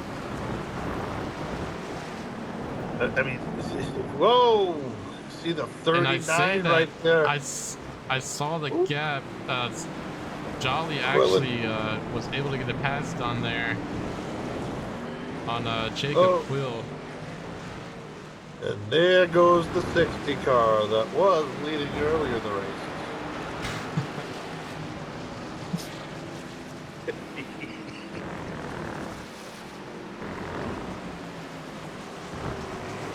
Hey, if you're getting fired, I'm going with you. Me too. We'll do some Spartacus stuff.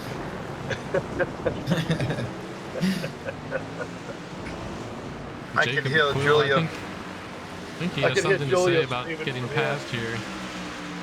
And he has one lap to try to get that position back from Joly.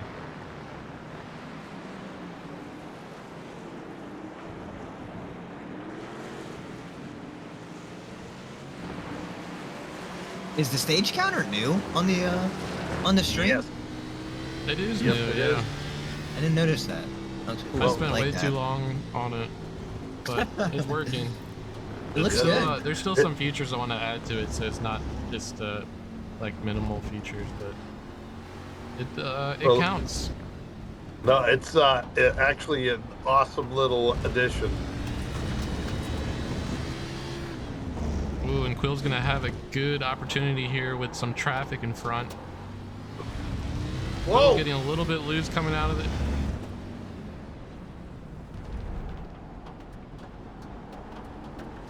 See, these guys are really starting to push it pretty hard right now. Yep, believe this race back to the line is stage here, so Quill gonna try to grab as many points as he can, but Joly doing a good job of keeping the position in front of him. Jolly's another driver that's been hanging out in that top 5 pretty much the whole race.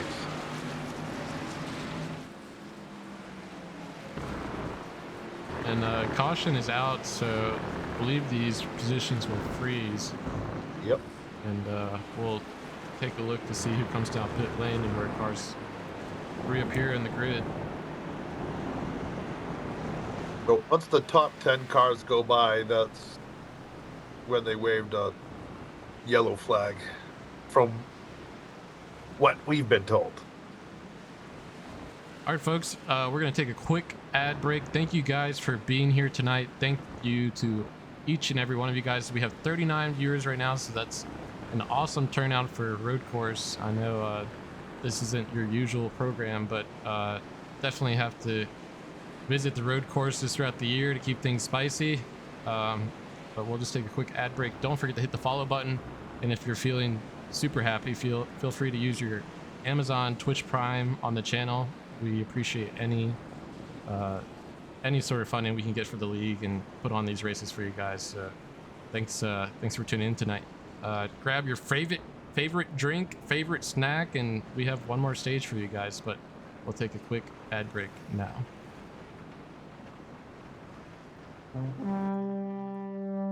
We good?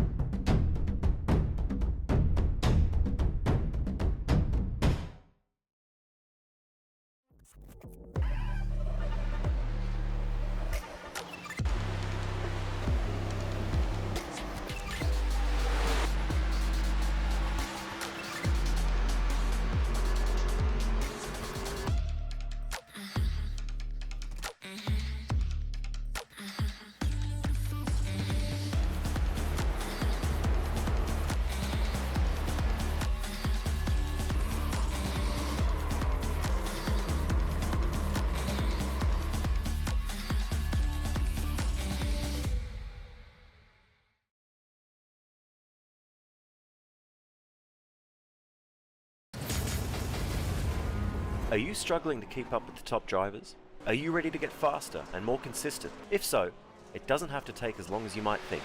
With the VRS competitive subscription, you'll have the telemetry, setups, tutorials, and everything you need to analyze your driving and see exactly where you're losing time. Our data packs and the ability to compare your driving with the best in the world will show you where to adjust your inputs, change your driving line, and shave seconds off your lap times.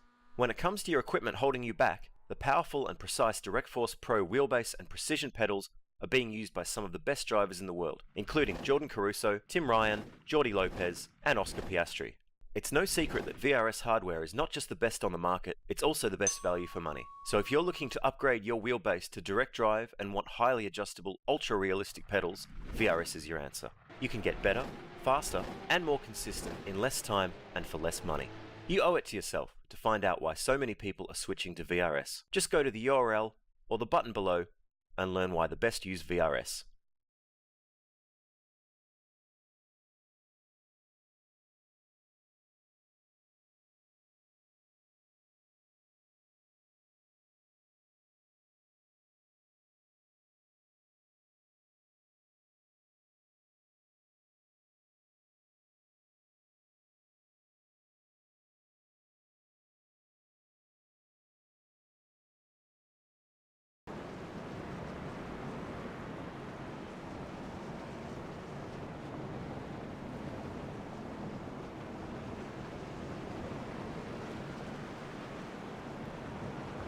All right, and we're back. Looks like we're getting lined up here for stage 3. I believe this time by would be Choose Cone. That's so funny to say on a road course. Choose code. Yeah, really. I mean, for me, I think inside here is king on restarts, just because you can get that good positioning into turn 1. Though the guy on the outside really squeezes you down, able to get a good jump off the green flag. You can definitely have the momentum going into the S's.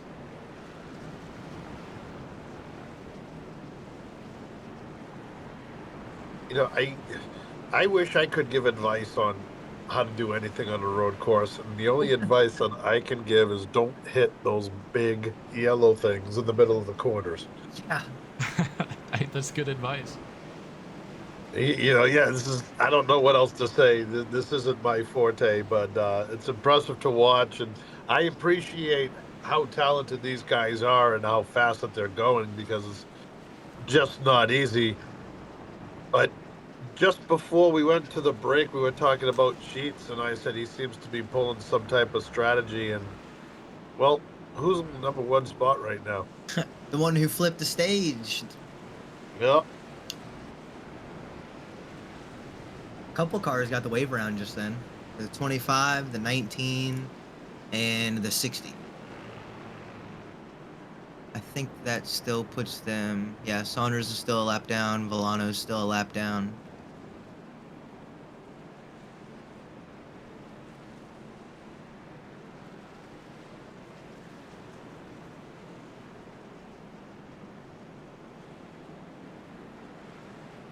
only 23 laps to go. One more stage. That's it. This race went by pretty quick, boys. Yeah, no cautions will do that.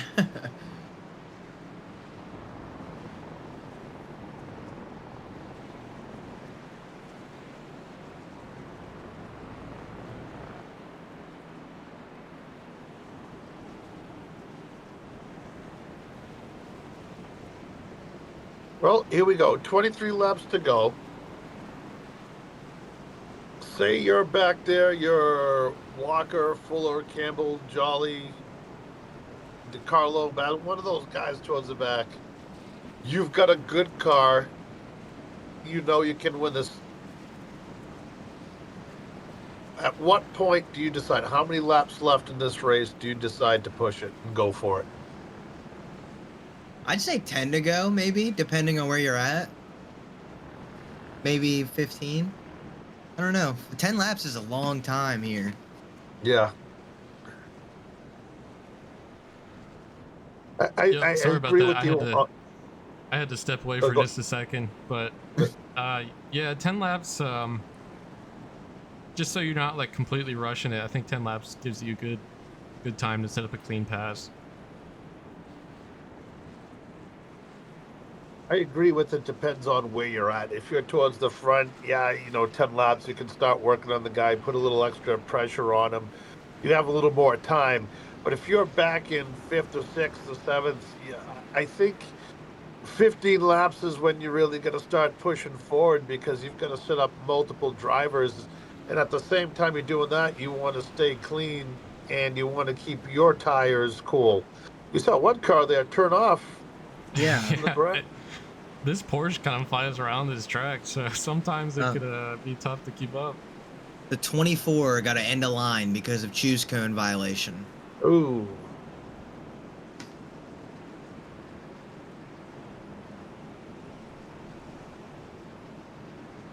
So smack in the 24. circuit of Who's that? Americas. That would be the 24. Colby DiCarlo. DiCarlo is Yeah. showing some pace at H2. That's going to set him back quite a bit. One of the faster drivers in the race.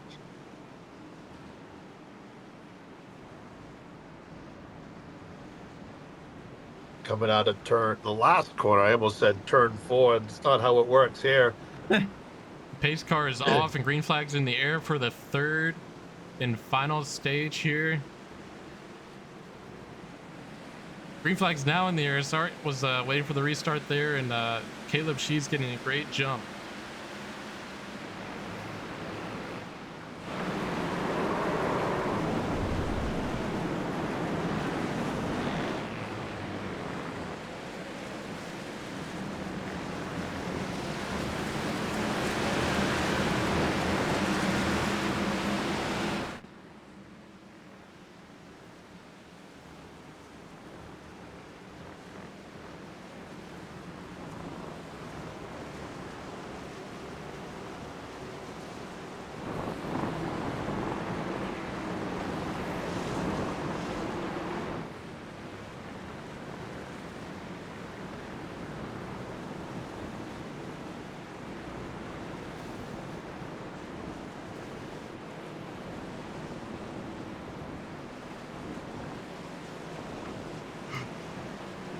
I was trying to go into a crank it up section, but there's just so much going on. We had to. Yeah, you're fine. We had to cancel the crank it up. Too much going on. And my computer's not working right now. I can't get anything to open or close. Oh man. But Ben Ben Lawson Lawson out currently in the front. lead. Fuller in tow. Obviously, Fuller being the winner of last stage. Showing a lot of pace, getting a big gap, so he is definitely hunting to get that first position back. Lawson And, pretty much given Lawson first place. very wide, and just like that, Fuller slides back into first place here. There goes Walker. If you're Fuller, you're not happy about seeing that 63 car behind you. And Yeah, I'm the not kid's sure got what out. happened, but Sheets just had a horrible first corner. He went flying off into the corner there.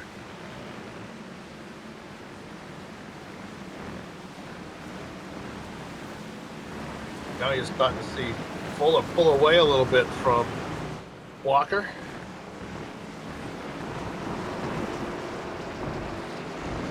Now, let's see if we can get a look at that restart there. Caleb Sheets out front initially, just the brake pedal is in the middle, Caleb. Oh, that's a tough restart for him there. Yeah. I have never done that before.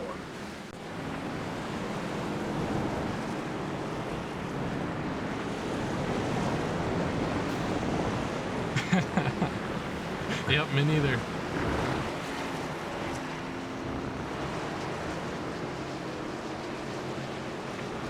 Fuller's starting to pull away a little bit. Walker just doing everything he can to just keep him close.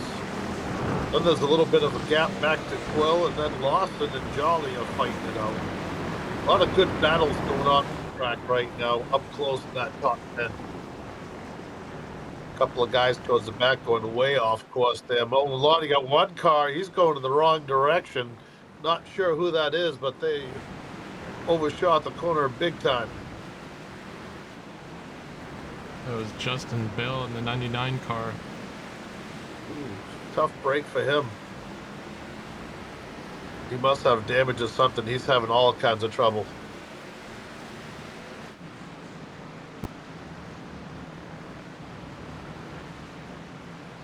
Back out front, you see Fuller doing everything he can to pull away, getting a little bit of a gap, but Walker right now is pretty much keeping pace to him.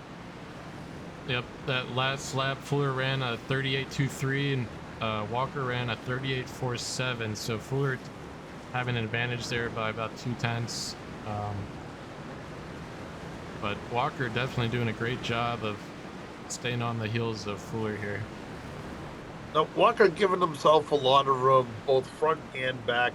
makes you wonder if maybe he's saving a little bit towards the end of the track, like we talked about earlier. We still have 20 laps to go. Yeah, I mean, we saw the tire fall off last stage. I think the laps were starting to creep into the 42s, 41s, 42s, even for the leaders. So them running in the 38s now, that's about 4 seconds. So, yep, I ran the numbers. That's about 4 seconds of fall off. Yep. So doing anything you can to save your car for the end here is critical. Walker getting right up close. Still about a half a second behind Fuller. Quill not very far back.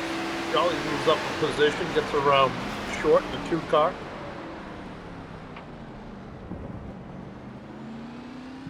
You see Walker bouncing off that corner. And actually, that time by Jacob Quill with the fastest lap of a 38.46. Then Walker running a 38.6, followed by Fuller 38.75. So these top 3 here are all showing great pace early. Oh! Walker slammed that curb there. Now, for everybody at home, when we go through the corners here on that view, you can see the sheen on the road, on the course, on the pavement. You could see how the rubber was built up. It was nice and shiny. That does make it slick in the simulator. It's not just all for show. Yep, Walker may have lost. Oh, sorry, go ahead. I was just gonna say, kind of to go off that, if any of these lap cars, or I mean potentially even leaders, go off track and pull some dirt onto the racing surface, that also can be treacherous for people coming through any area on the track that's covered in dirt. iRacing recently added that in, so it's definitely something that you need to watch out for as you're making your way around here. Especially during the braking points and quartering. Justin Bell seems to have lost it again in 23rd. He must have some type of damage. We saw him go way off the road there. He was flying. I think he got into the wall.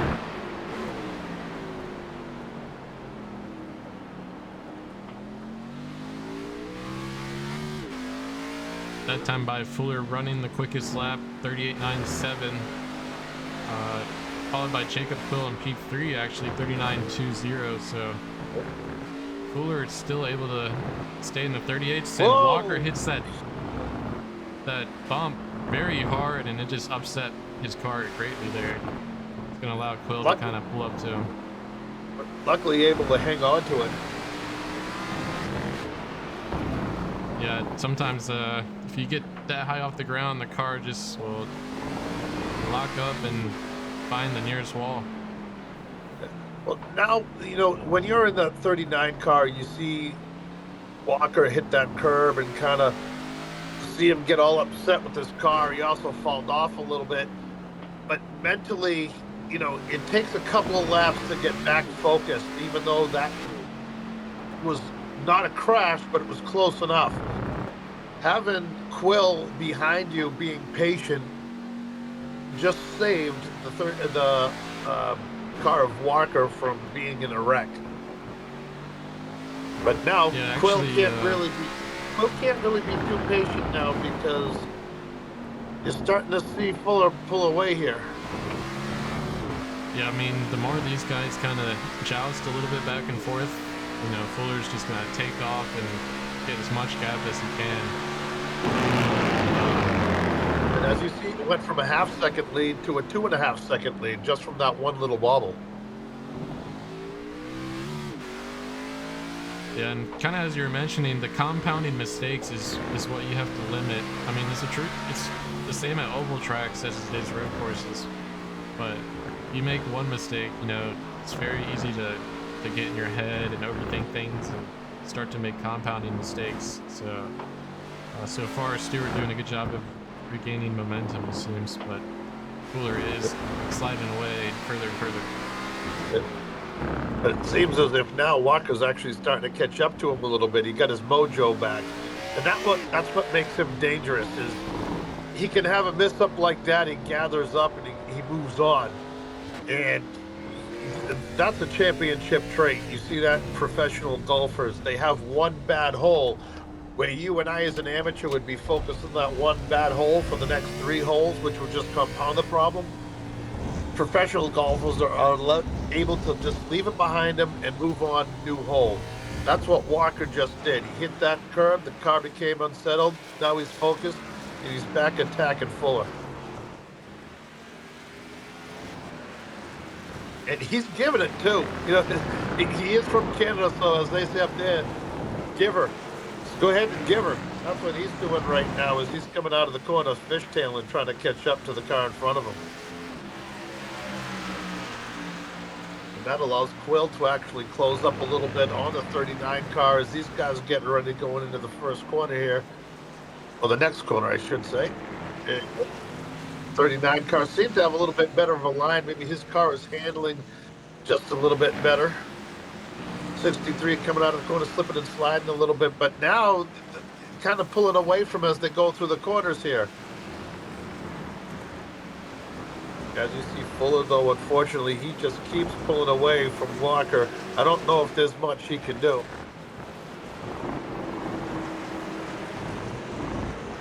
All you can really do when you're seeing somebody drive away like Fuller, all you can hope for is he hits a curb or, you know, maybe he has bad luck with a car, but now the 39 car gets on the outside of the 63. The 63 having all kinds of problems. The 39 car pulls a switch back, and he's going to be able to get around the 63. Yeah, I just think don't do anything here stupid here, Stewart, but I think he was just overdriving the car, felt the pressure from Quill there. Just keep an eye on the live timing. It seemed like Quill was running consistently faster laps than Walker, so eventually that just forces you to make mistakes, just as we saw. And Quill sliding into second place here.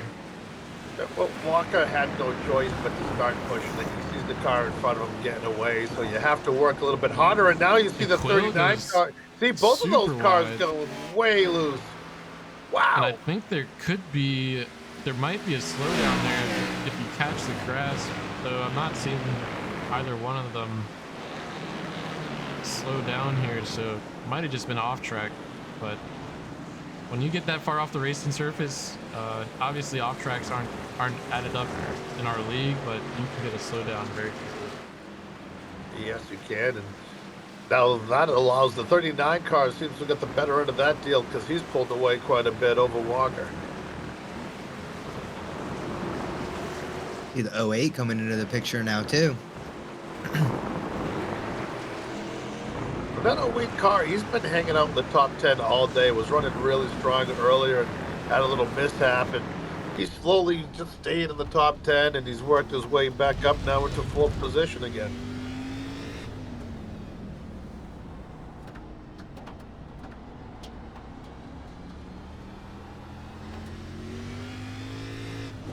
Yeah, Joly, he's been doing pretty well all evening. I believe he finished second place last week at Atlanta, so looking to have strong points finish back to back would definitely help him out in the standings. The French Canadian from Montreal, obviously a big fan probably of Jacques Villeneuve, one of my all-time favorite. Him and Greg Moore, all-time favorite open-wheel IndyCar drivers back in the 90s. And unfortunately, we lost Greg Moore in the early 2000s out in California Speedway. Fuller now pulling out to a 5-second lead. Yep, and that time by just 14 laps to go here at Coda, and Fuller, yep, with about a 5.5-second lead here.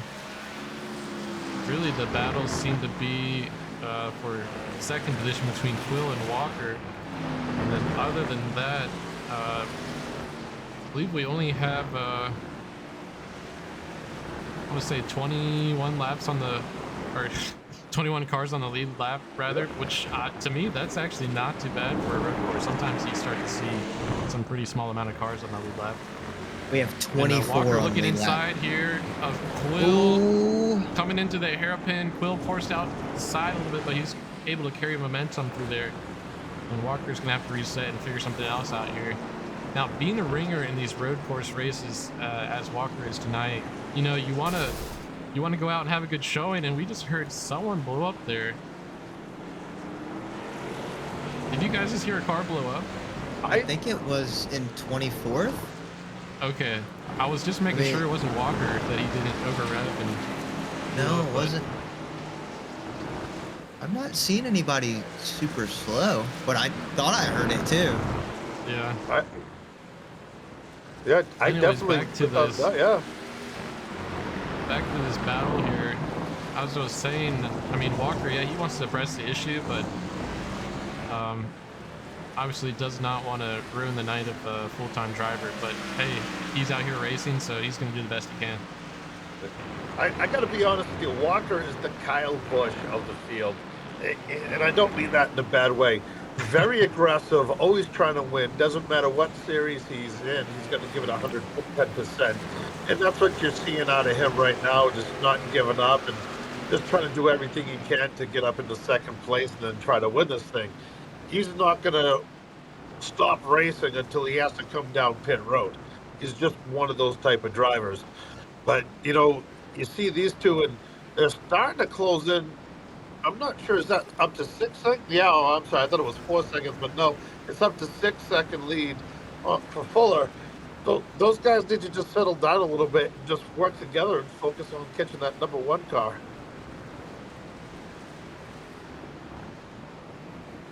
There it is there. Yeah, Fuller sometimes you realize that the first place cars, you know, it's basically out of the picture, and the real race here is for second place. So I don't know how much they're going to be letting off here with 13 to go, but Fuller definitely having a dominant third stage here after taking the lead early.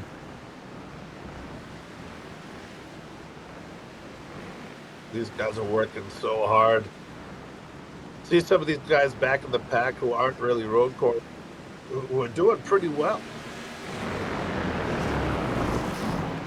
Yeah, I want to step away from this battle here, but they just they keep jabbing each other here. Stewart looking on the inside. Let's see if he tries to make a pass coming into turn 1. It's definitely going to be a tricky pass to get done. Oh, 39 trying to switch him back. Can he hold on to the 39 just took position? it very Didn't get it. passive.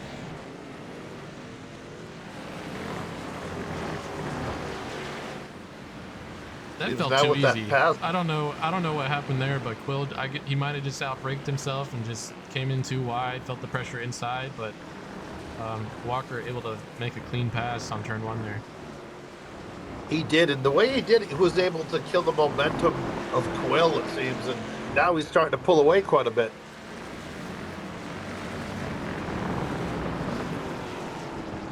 Let's go take another look at that here. Yeah, Quill coming up the hill, staying outside, trying to carry the speed line here, and Walker just basically able just to say, give me that position, and Quill just gave it up. Not sure if Quill's having any sort of issues or if his tires are gone.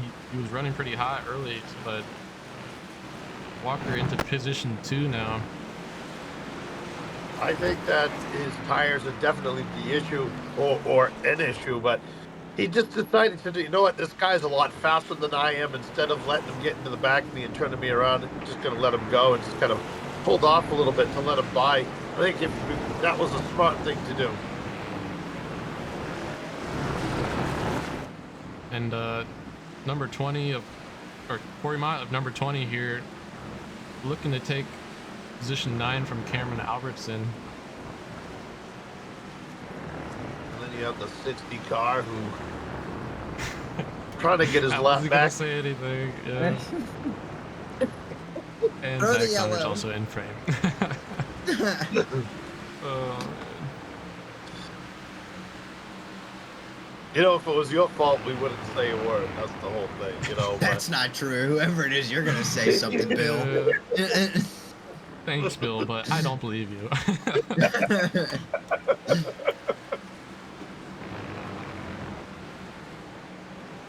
Oh man, this race, I have to tell you, has been more fun than cow tipping. But whoa, The 76 car just came so close to that curb.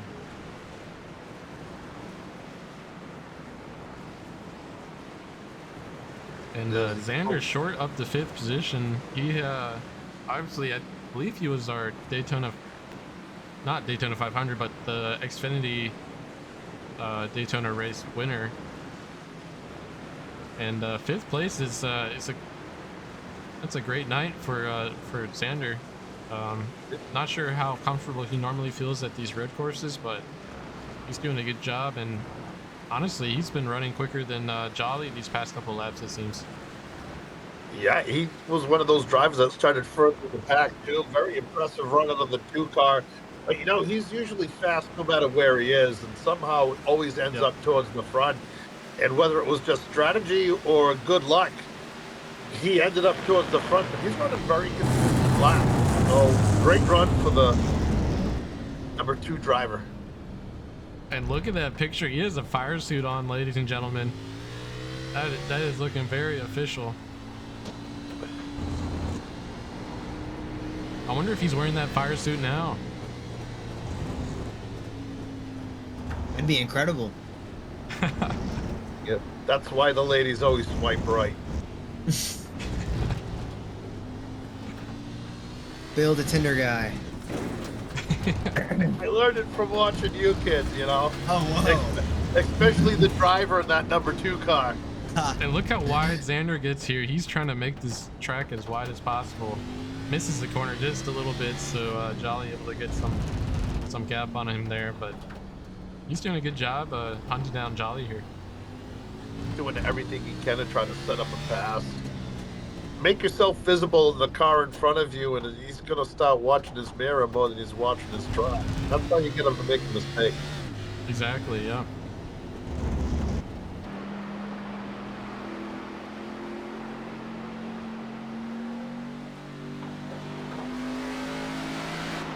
Walker just not able to close up at all on Fuller. Fuller is just, see you later. I think maybe Walker burnt off his tires a little bit too much in that great battle he was in.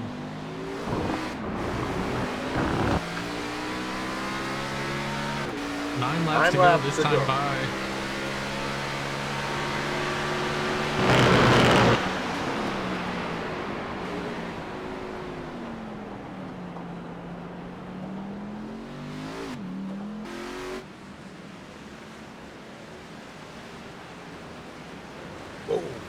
See that 8 car looked like he just got a little bit sideways there for a second.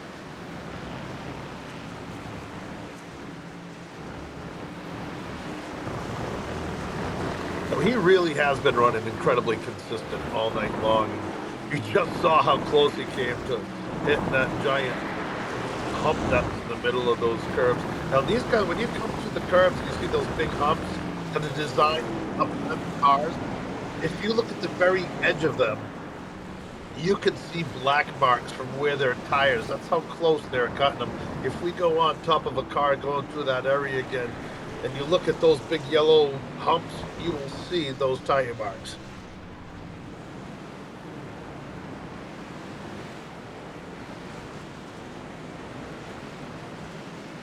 Yeah, looking through the field here, does not look like we have any major battles going on.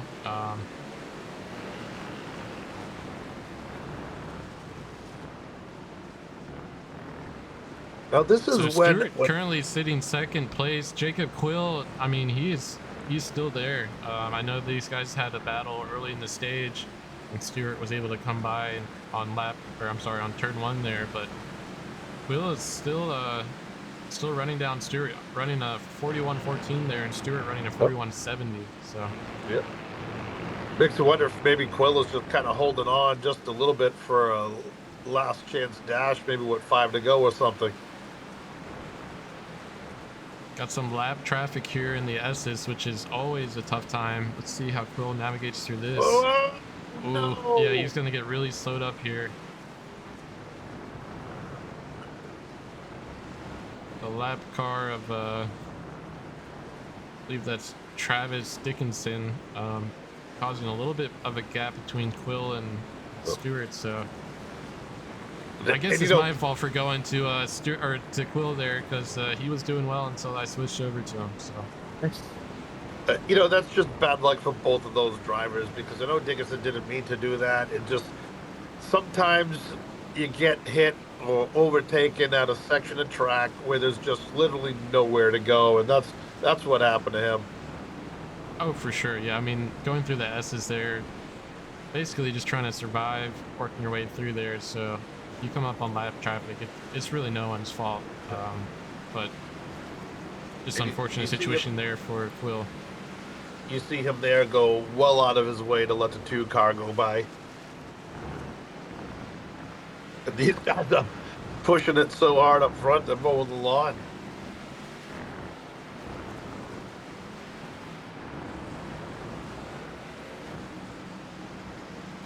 Coming back to DeCarlo, obviously, if you remember, he was sent to the back for a choose cone violation.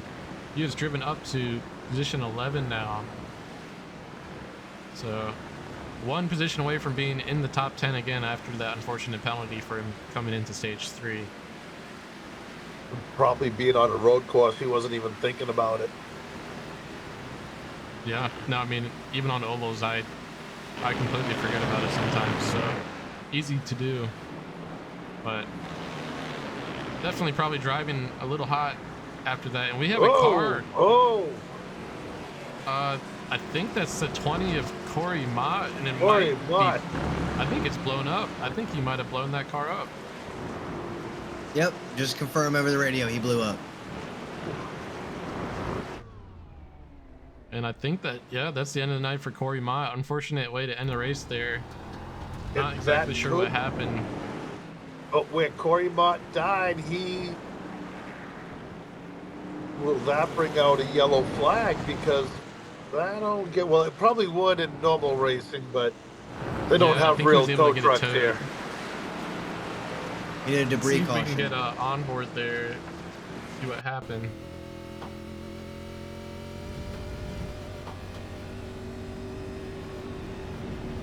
Oh, it already sounds sick.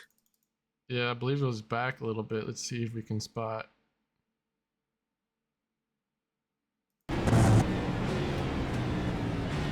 So working his way down through the gears, coming into turn 1.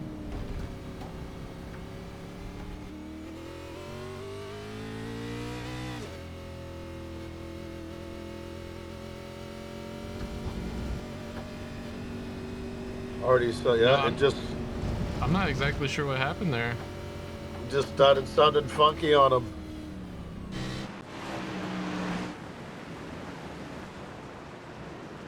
Sometimes it's not always at the high revs when these engines blow up. Especially when you get to tracks at like Talladega and Daytona.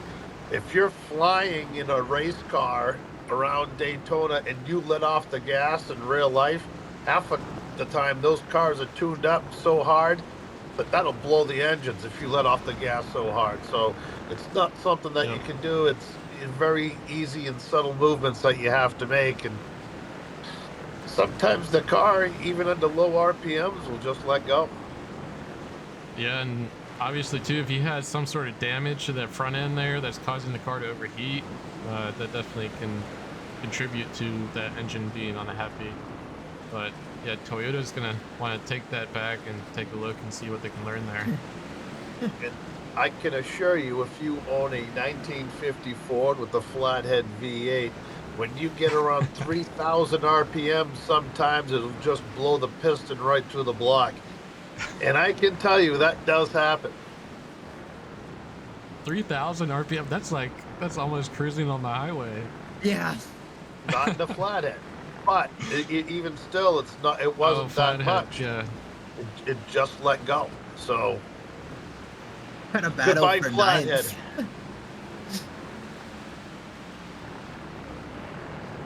Yeah, it looks like Anybody DeCarlo still working his way up. He's now in top 10, but looking to take 9th position from Cameron Albertson.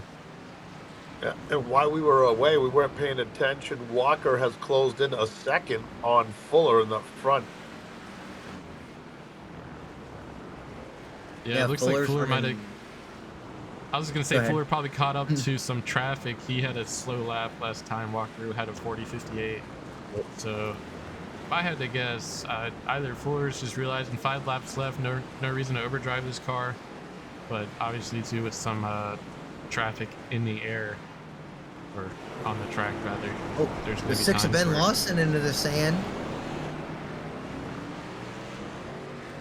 Oh, I thought that was not for position. Yeah, I think he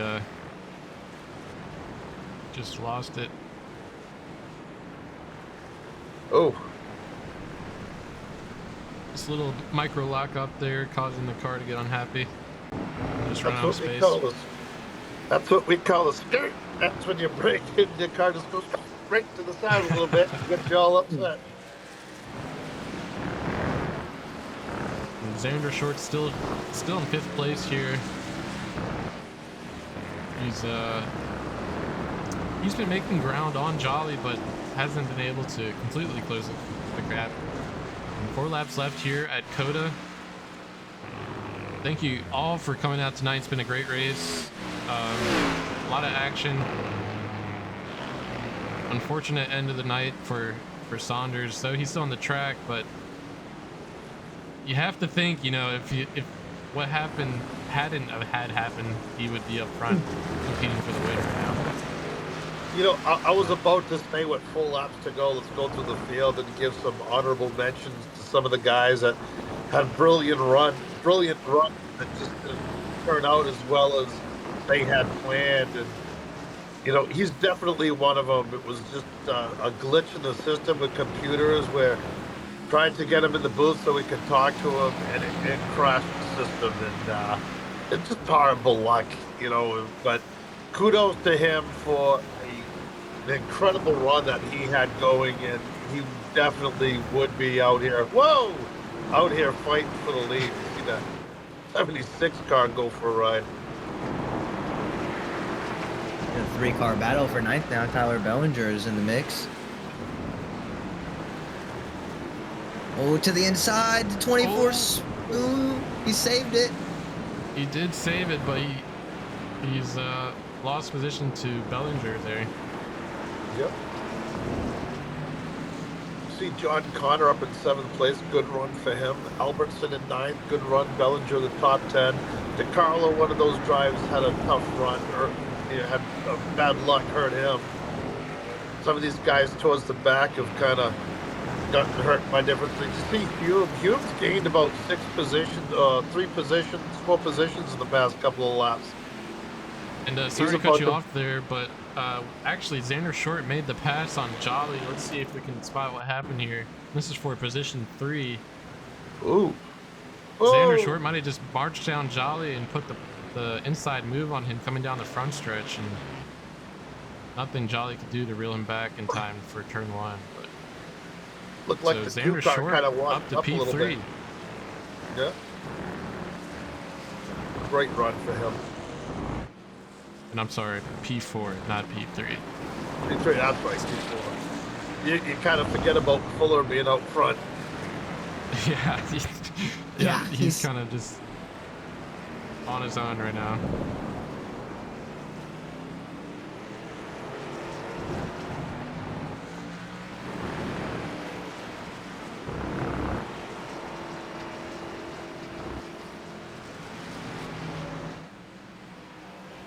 It looks like Nick Baston passed Ted Lisby here for position 13, coming into turn 1, taking the outside line here. So good drive for Nick Baston. I know we were talking about him earlier, up to position 13.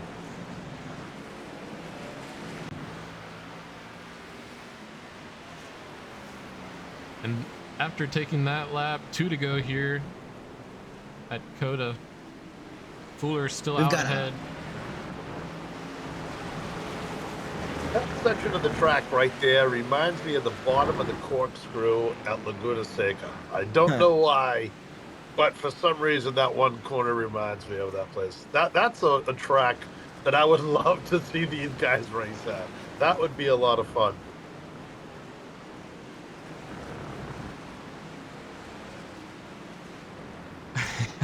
And Garth saying if Saunders wouldn't have been in the front, then he wouldn't have been pulled into the in for the interview. Hey, that makes a ton of sense to me. So The 76 and the 55 are duking it out for 9th place right now. I love Garth.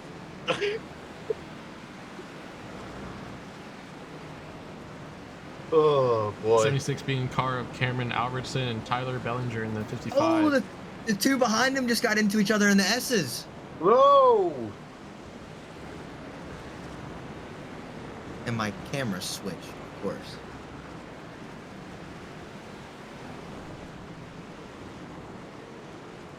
Who was it that got together with them? Here we go. It was the 29 and 24 was to the 20 DeCarlo. Yeah. Oh, yeah, the 29 just giving the slightest bump to DeCarlo there, sending him into the dangerous hump through the S's, and DeCarlo returning the favor, though not on purpose, just that car snapping back onto the 29 of Jacob Fifield there. And DeCarlo was just in for a ride once he hit that curb. And Nathan Fuller on the final lap here, and with a 12.5-second lead, you have to think that this is just a premature victory lap for him, working his way through the S's here. Let's see, for position 5, Zander's short, and Joly having a little bit of a battle here. Jolly's still in shouting distance of short here on this final lap.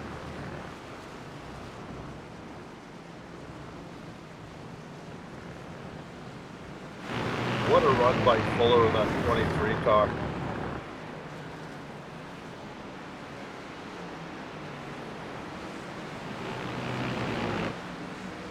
Yeah, just trying to spot if there's any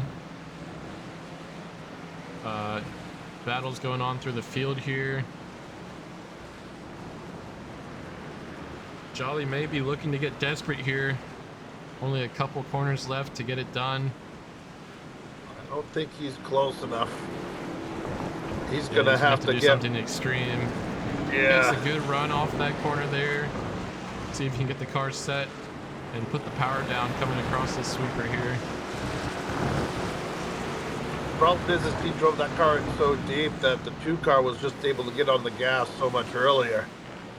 But an incredible run by Joly again tonight.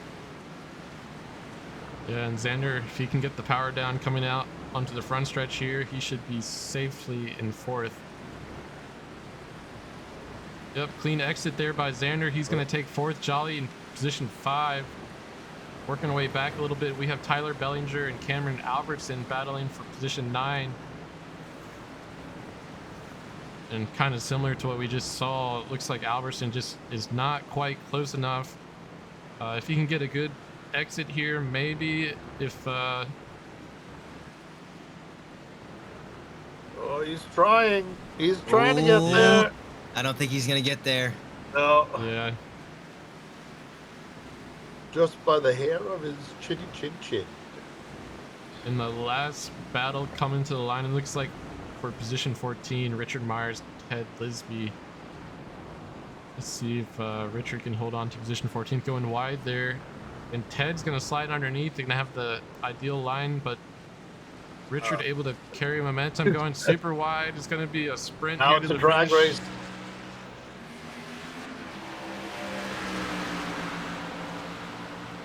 It'll be the 44 car. Yeah, apologies for the camera angle there. I wasn't able to find one to show good finish there, but man, yeah, so Nathan Fuller able to grab the win tonight in a dominant fashion. Drove well for all 3 stages. Stage 2 had a dominant stage, and stage 3, once he made that early pass, he was gone. You know, he kind of hung out in front the whole entire race, but once he got the end there, he just said, "See you later." With, I don't even know if he's crossed the finish line yet. He just has enough time to do donuts. That's how he finished this race, to be honest with you. Very impressive run by Fuller in that 23 car. All right, guys, we're gonna take a quick ad break, and then we'll have driver interviews when we get back. Thanks, guys.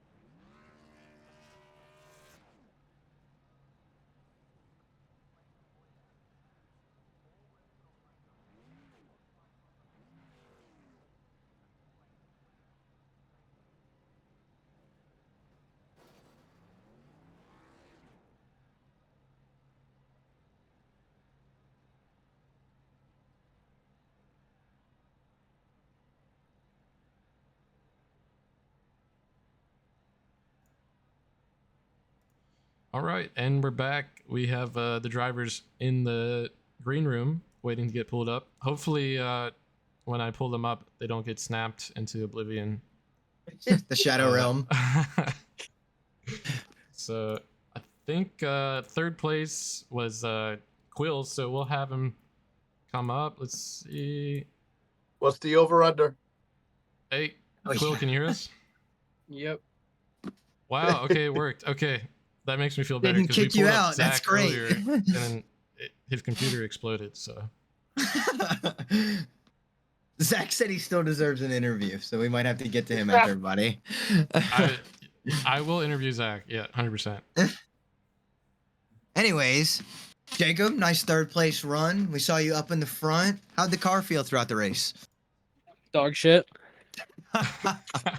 I mean, if you look how it drove, I mean, I'm plowing tight the entire race. You know, I just couldn't get anything to go for me, and just literally, yeah, like I said, I literally just couldn't get anything to go in the long run. I had a great short run car, terrible long run car, because my rear tires were perfect. They were not an issue the entire race. I had no problem slipping out or getting on throttle. It's just too tight. So, I mean, I just couldn't do anything with the car, and I was just limited to my abilities later in the run. And you made it work though. You came out third. I know it isn't, winning, but hey, still good points. I mean, team points, but Oh yeah, I forgot you're not full time. well, I'm technically full time, but like I don't qualify for playoffs. So Gotcha. that's technically what it is. I don't know how to describe it, but Either So way, you overall, get an the interview. car, wasn't a bad- the cars, wasn't a the bad car race, should still but- qualify though, right? I would It think. it won't The qualify Chargers. for playoffs, but it qualifies for team points, team championship. Gotcha. Okay, gotcha. I don't know how any of this stuff works. I just drive. Yeah, I want to give a big thanks to Stewart, and his team for merging with Lucky Seven there. Just a team that needs a little bit of help. Backward Bandits, we just disbanded a little bit, and we got that charter. So now it's like I'm all over the place. I'm flip flopping, and I can't be mad at a podium, but I was telling Stewart in there, I just feel like I underachieved so much. I could have been way closer, but I just didn't set the car up correctly, so it really bit me in the end. And I mean, we'll look on to Phoenix. I mean, Phoenix it's an okay track. I mean, I love the ovals. I love the ovals. That's my shit. But Mhm. I just don't. I don't want to come back here anytime soon.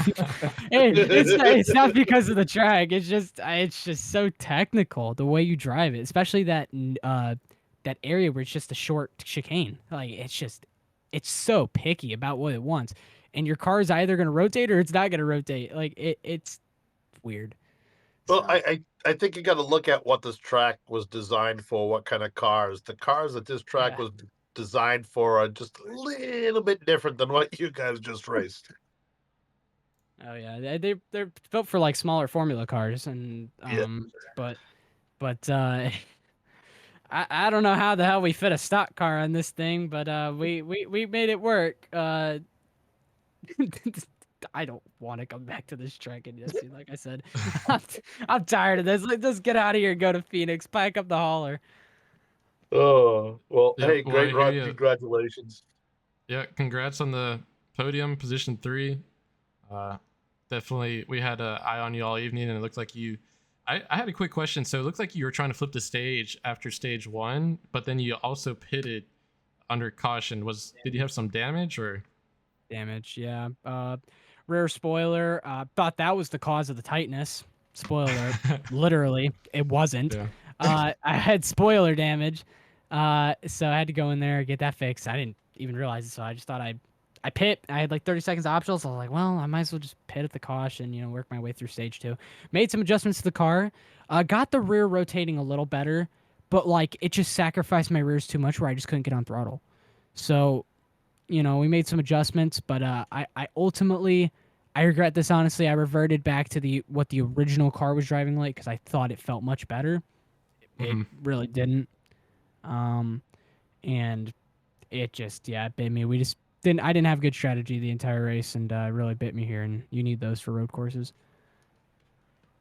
Gotcha. Well, awesome finish. Position 3rd is nothing to feel bad about, and had a great run. Any last minute shout outs or anyone you want to give a word to? Yeah, like I was saying earlier, thanks to Stewart's team and Albert's team here. We're just really trying, or not Albert. You get what Albert's team. I'm looking at your stream and I'm like looking at the name, but yeah, I just want to give big thanks to those guys. I mean, they've been supporting me a lot, especially Cameron. He's been letting me know he's pretty proud of me in the truck so far just for getting those results. But it's you come here to Xfinity, it's a whole different ball game. Completely, I wouldn't say completely Mhm. different cars, but the handling is definitely different. But yeah, just big thanks to those guys because they helped me get through this weekend a little bit, and appreciate that. Well, awesome, man. Hope you have a good rest of your evening and great run tonight. Thank you. That was Jacob Quill, position 3, filling in tonight as a ringer, but great drive from him.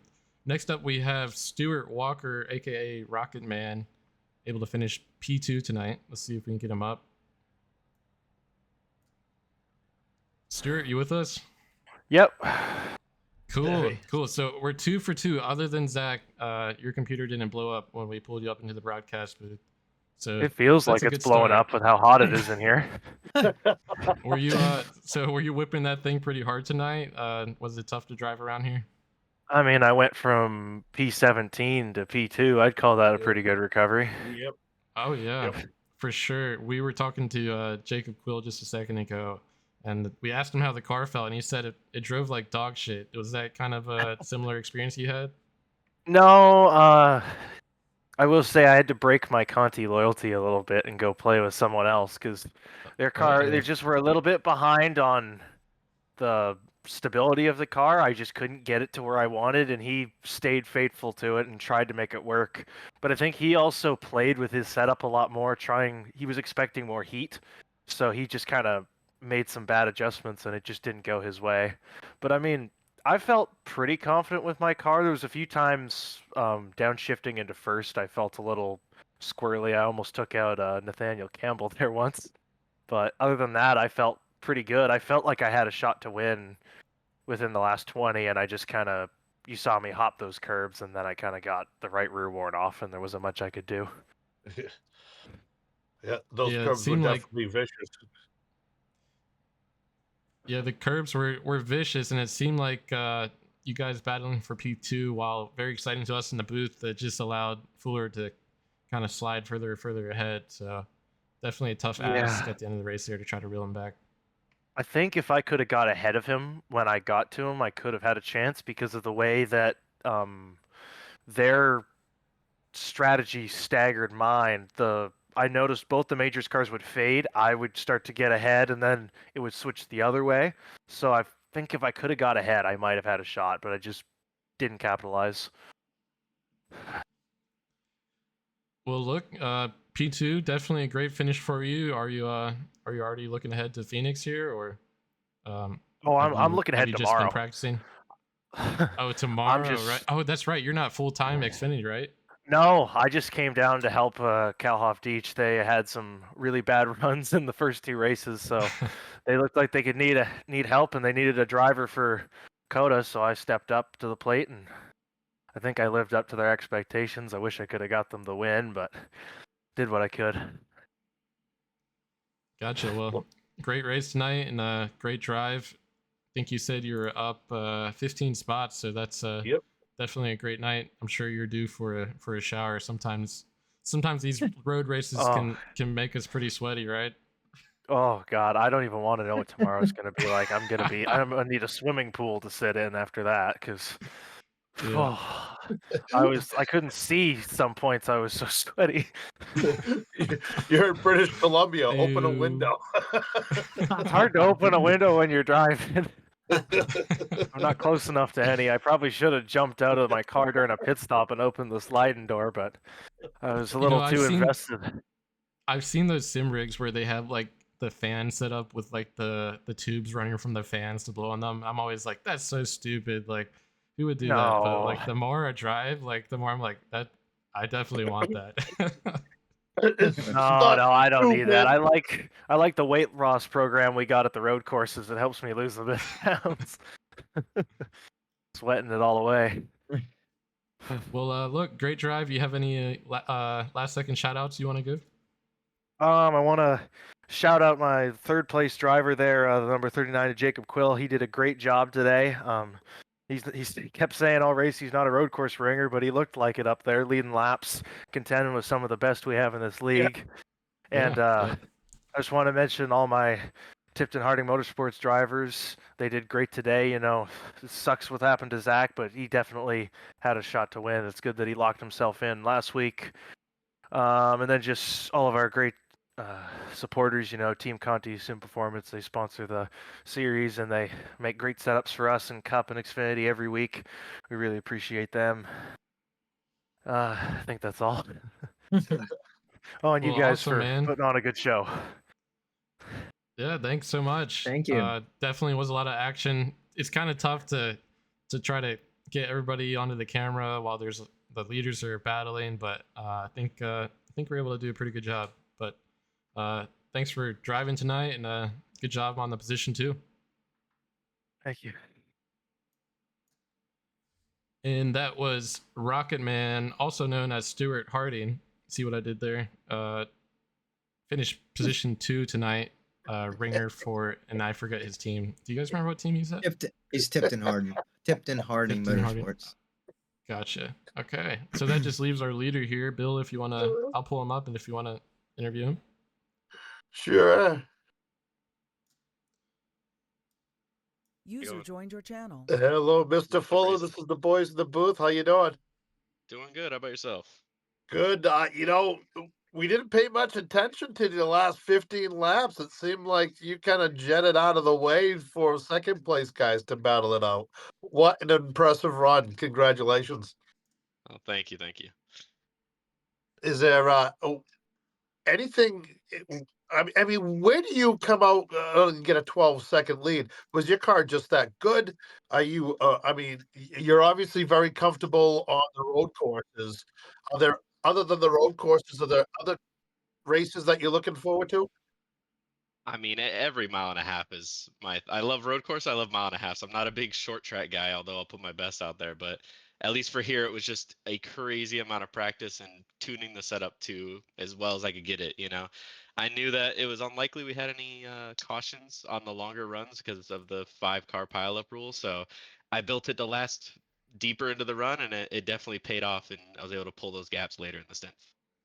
Well, that was I can't say it enough, and I'm sure the other guys in the booth have a question for you guys. Go ahead. Yeah, I mean, just great drive from start to finish. Were you aware of what happened to Zach when he got booted from the race?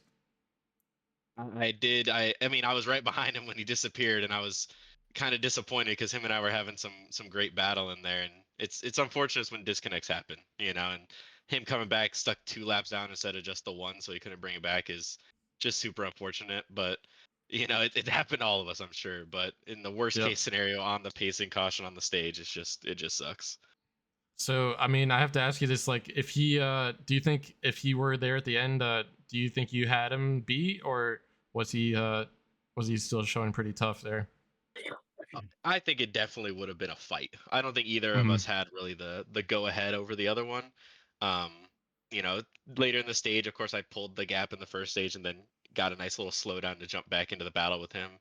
But it was close between us in that first stage, and I'm sure it probably would have stayed the same throughout the race. It would have been maybe a door banging finish at the end there if he had not been kicked out. Yeah, definitely was unfortunate, but hey, that doesn't take away from a great drive by you tonight. I can't fully remember. Did you flip any stages here? What do you mean flip win? Sorry. Is that what? So like yeah, I mean, so like on these road courses, some guys they'll stay or they'll pit before the stage ends. That way they come out in front of others. I couldn't remember. No, I ran both the stages out. I got second place in the first stage right behind Yep. Zach, and then I ran the third the second stage out to the win on that one. So I Yep. didn't do any short pitting, any cuts like that, which Mhm. did toss me behind some guys on the restarts, which was always fun to have a little brawl there for the first few laps. But Right. I think when you're out there, you got to take the stage points and play what you can on the restarts. This was a huge points day for you. Yeah, that Oh was yeah, definitely. It's a good recovery from the last 2 races where I haven't even finished. So, Yeah. being able to actually get the car across the finish line, victory lane, of course, the icing on top. But, it's good to actually have a race finished. I'm glad super speedways are gone and we can move on to some better tracks. yeah, I was looking at That the points here, the standings. It looks like you're position 16, so definitely will be a great points night for you. Obviously, getting a win now, you being full time, you're locked in the playoffs. If I'm right, but yeah, great job for you tonight. I I mean, we had a great Twitch audience. I think we got up to around 50 viewers at one time, so you guys were doing a great job putting on a good show for them. Yeah. I will It was say a fun race. lap one, turn one, we did have a prediction for where people can bet their points. I don't know if you're on Twitch at all, but you can bet points, and everybody guessed there would be a wreck, and you guys were able to make it through there clean. So definitely a great Every job done by restart. the entire I field. was I was definitely anticipating a wreck. The only reason I threw it 3 wide was because I was scared of what was behind me.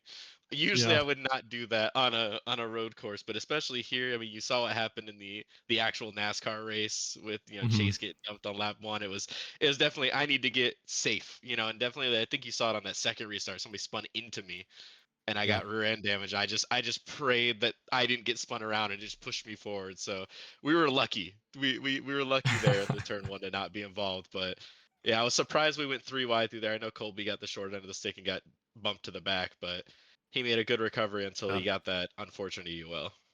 Yeah. Yeah. Yeah, That DeCarlo was a definitely was heartbreaker. fast in practice and qualifying. But yeah, he did get bumped back there, and he was able to work his way back up to 11th. It looks like so. Yep. Good drive from him too. Well, you got any shout outs you want to give before you head out? I mean, definitely, of course, the Majors Garage team, working with them on the setups. Colby and I tuned these Xfinity cars. He based it up, and then I tuned it to myself, and obviously it worked out. And then, of course, Dallas up top, the big boss, giving us this opportunity. And then, y'all casting, awesome, awesome. Always to have someone watching the race, and then the Twitch crowd as well. And then, of course, I know the family was tuned in, so that was awesome. And Oh, Glad cool. to finally put one in victory lane and ready to move on to the next one. Yeah, All right, awesome. buddy. Sounds good, man. Congratulations. Congrats on the win tonight. Yep. You have Yeah, a great great rest of job. your evening. Thank you. Y'all too.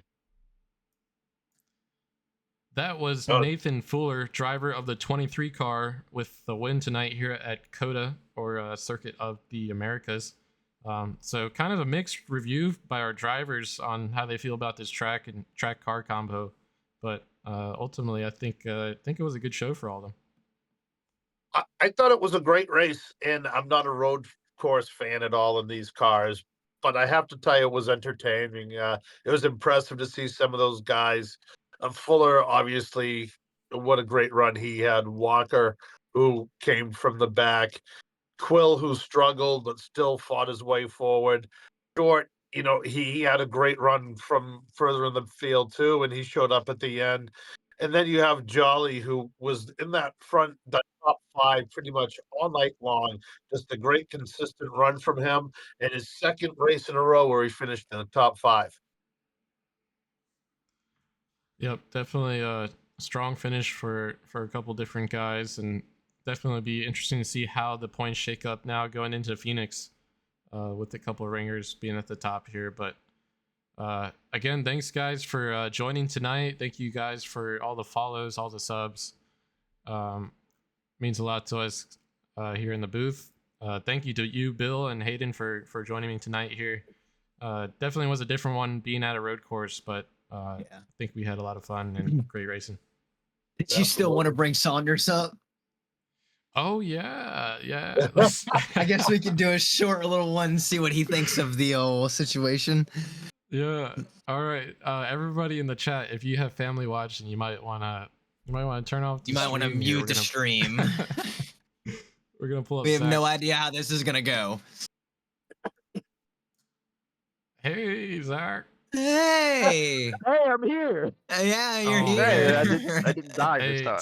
so sorry about that. That killed me. That was terrible. Yeah, that really sucks. Dude, that's a freak accident that hasn't happened in 2 years. Like, Oh, it's happened before? it's so bad. Oh yeah, it's happened many times before. It used to be quite the problem when I first joined in the league for Dang. whatever reason, but it hasn't done that in a long time. And like, I saw it happening. As soon as it happened, I was like, shit, I got to get to pit lane so I don't have this huge toe ton. Uh-huh. And like it let me, or it kicked me out, and then I tried to get back in it, and it just wouldn't connect back to the server. And then so I closed iRacing. I'm sitting there trying to get it back open, wouldn't launch. So I was like, all right, now I got to restart the computer. Wouldn't even let me restart the computer. Oh my god! Like, holy shit! I had to go in. I had to close I had to close my Spotify app and a controller app that I use. I had to close both of them down. Hit shutdown. Wait like 2 minutes for it to actually shut down, which took way longer than usual. Then get back on and get everything all launched back and stuff, and open iRacing, and I was still registered for the session and everything. So clicked join immediately. Got Discord back up, and dude, what could have been? I know. Yeah, I know. And That's what no we were talking teammate about. bias. And had a good run with Jacob and Nathan there in the first stage. Just sit there and waited. It was electric. Really, yeah, it was awesome. It was good. Just sit there and waited for something to happen, and Nathan had his slowdown or whatever that was, mistake, and I got past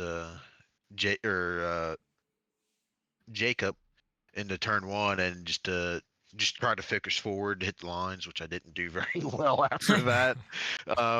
But yeah, no. So I gotta ask you this. So moving forward, race to race, are you purposely gonna lose stages so you don't get pulled up for interviews? God, Or no. No. I just won't be in a Okay. call. You can't interview me.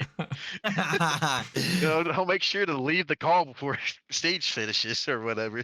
As soon as Thomas did it, he was like, I think I made Saunders crash. And then Bill and I was Hayden were like, "There's no way." I was like, nah, no way, no way. Yeah, dude, it's it's been one of them week and a halves where just nothing's going good or anything. So it's on par for my life right now. It's just Yeah, uh, If it was an and accident, why did you say watch this? I didn't say watches. That's putting words in someone's mouth. uh, Honestly, and I don't know if you guys noticed, but once I came back, I never pitted until lap 57 or whatever that yeah. I was. was watching. You were hauling through the field. I And like the tire wear, like hardly even worn. Like for that kind of track and it being that abusive, I would say to the tire, just from all the elevation change and the flat corners, the hard braking. I'd only lost like 20% on the fronts and 25 to 30% on the rears. Like I had like no tire wear to speak of. Like I thought it was, they're gonna be down in like the 50s and whatnot. No, it's like insane.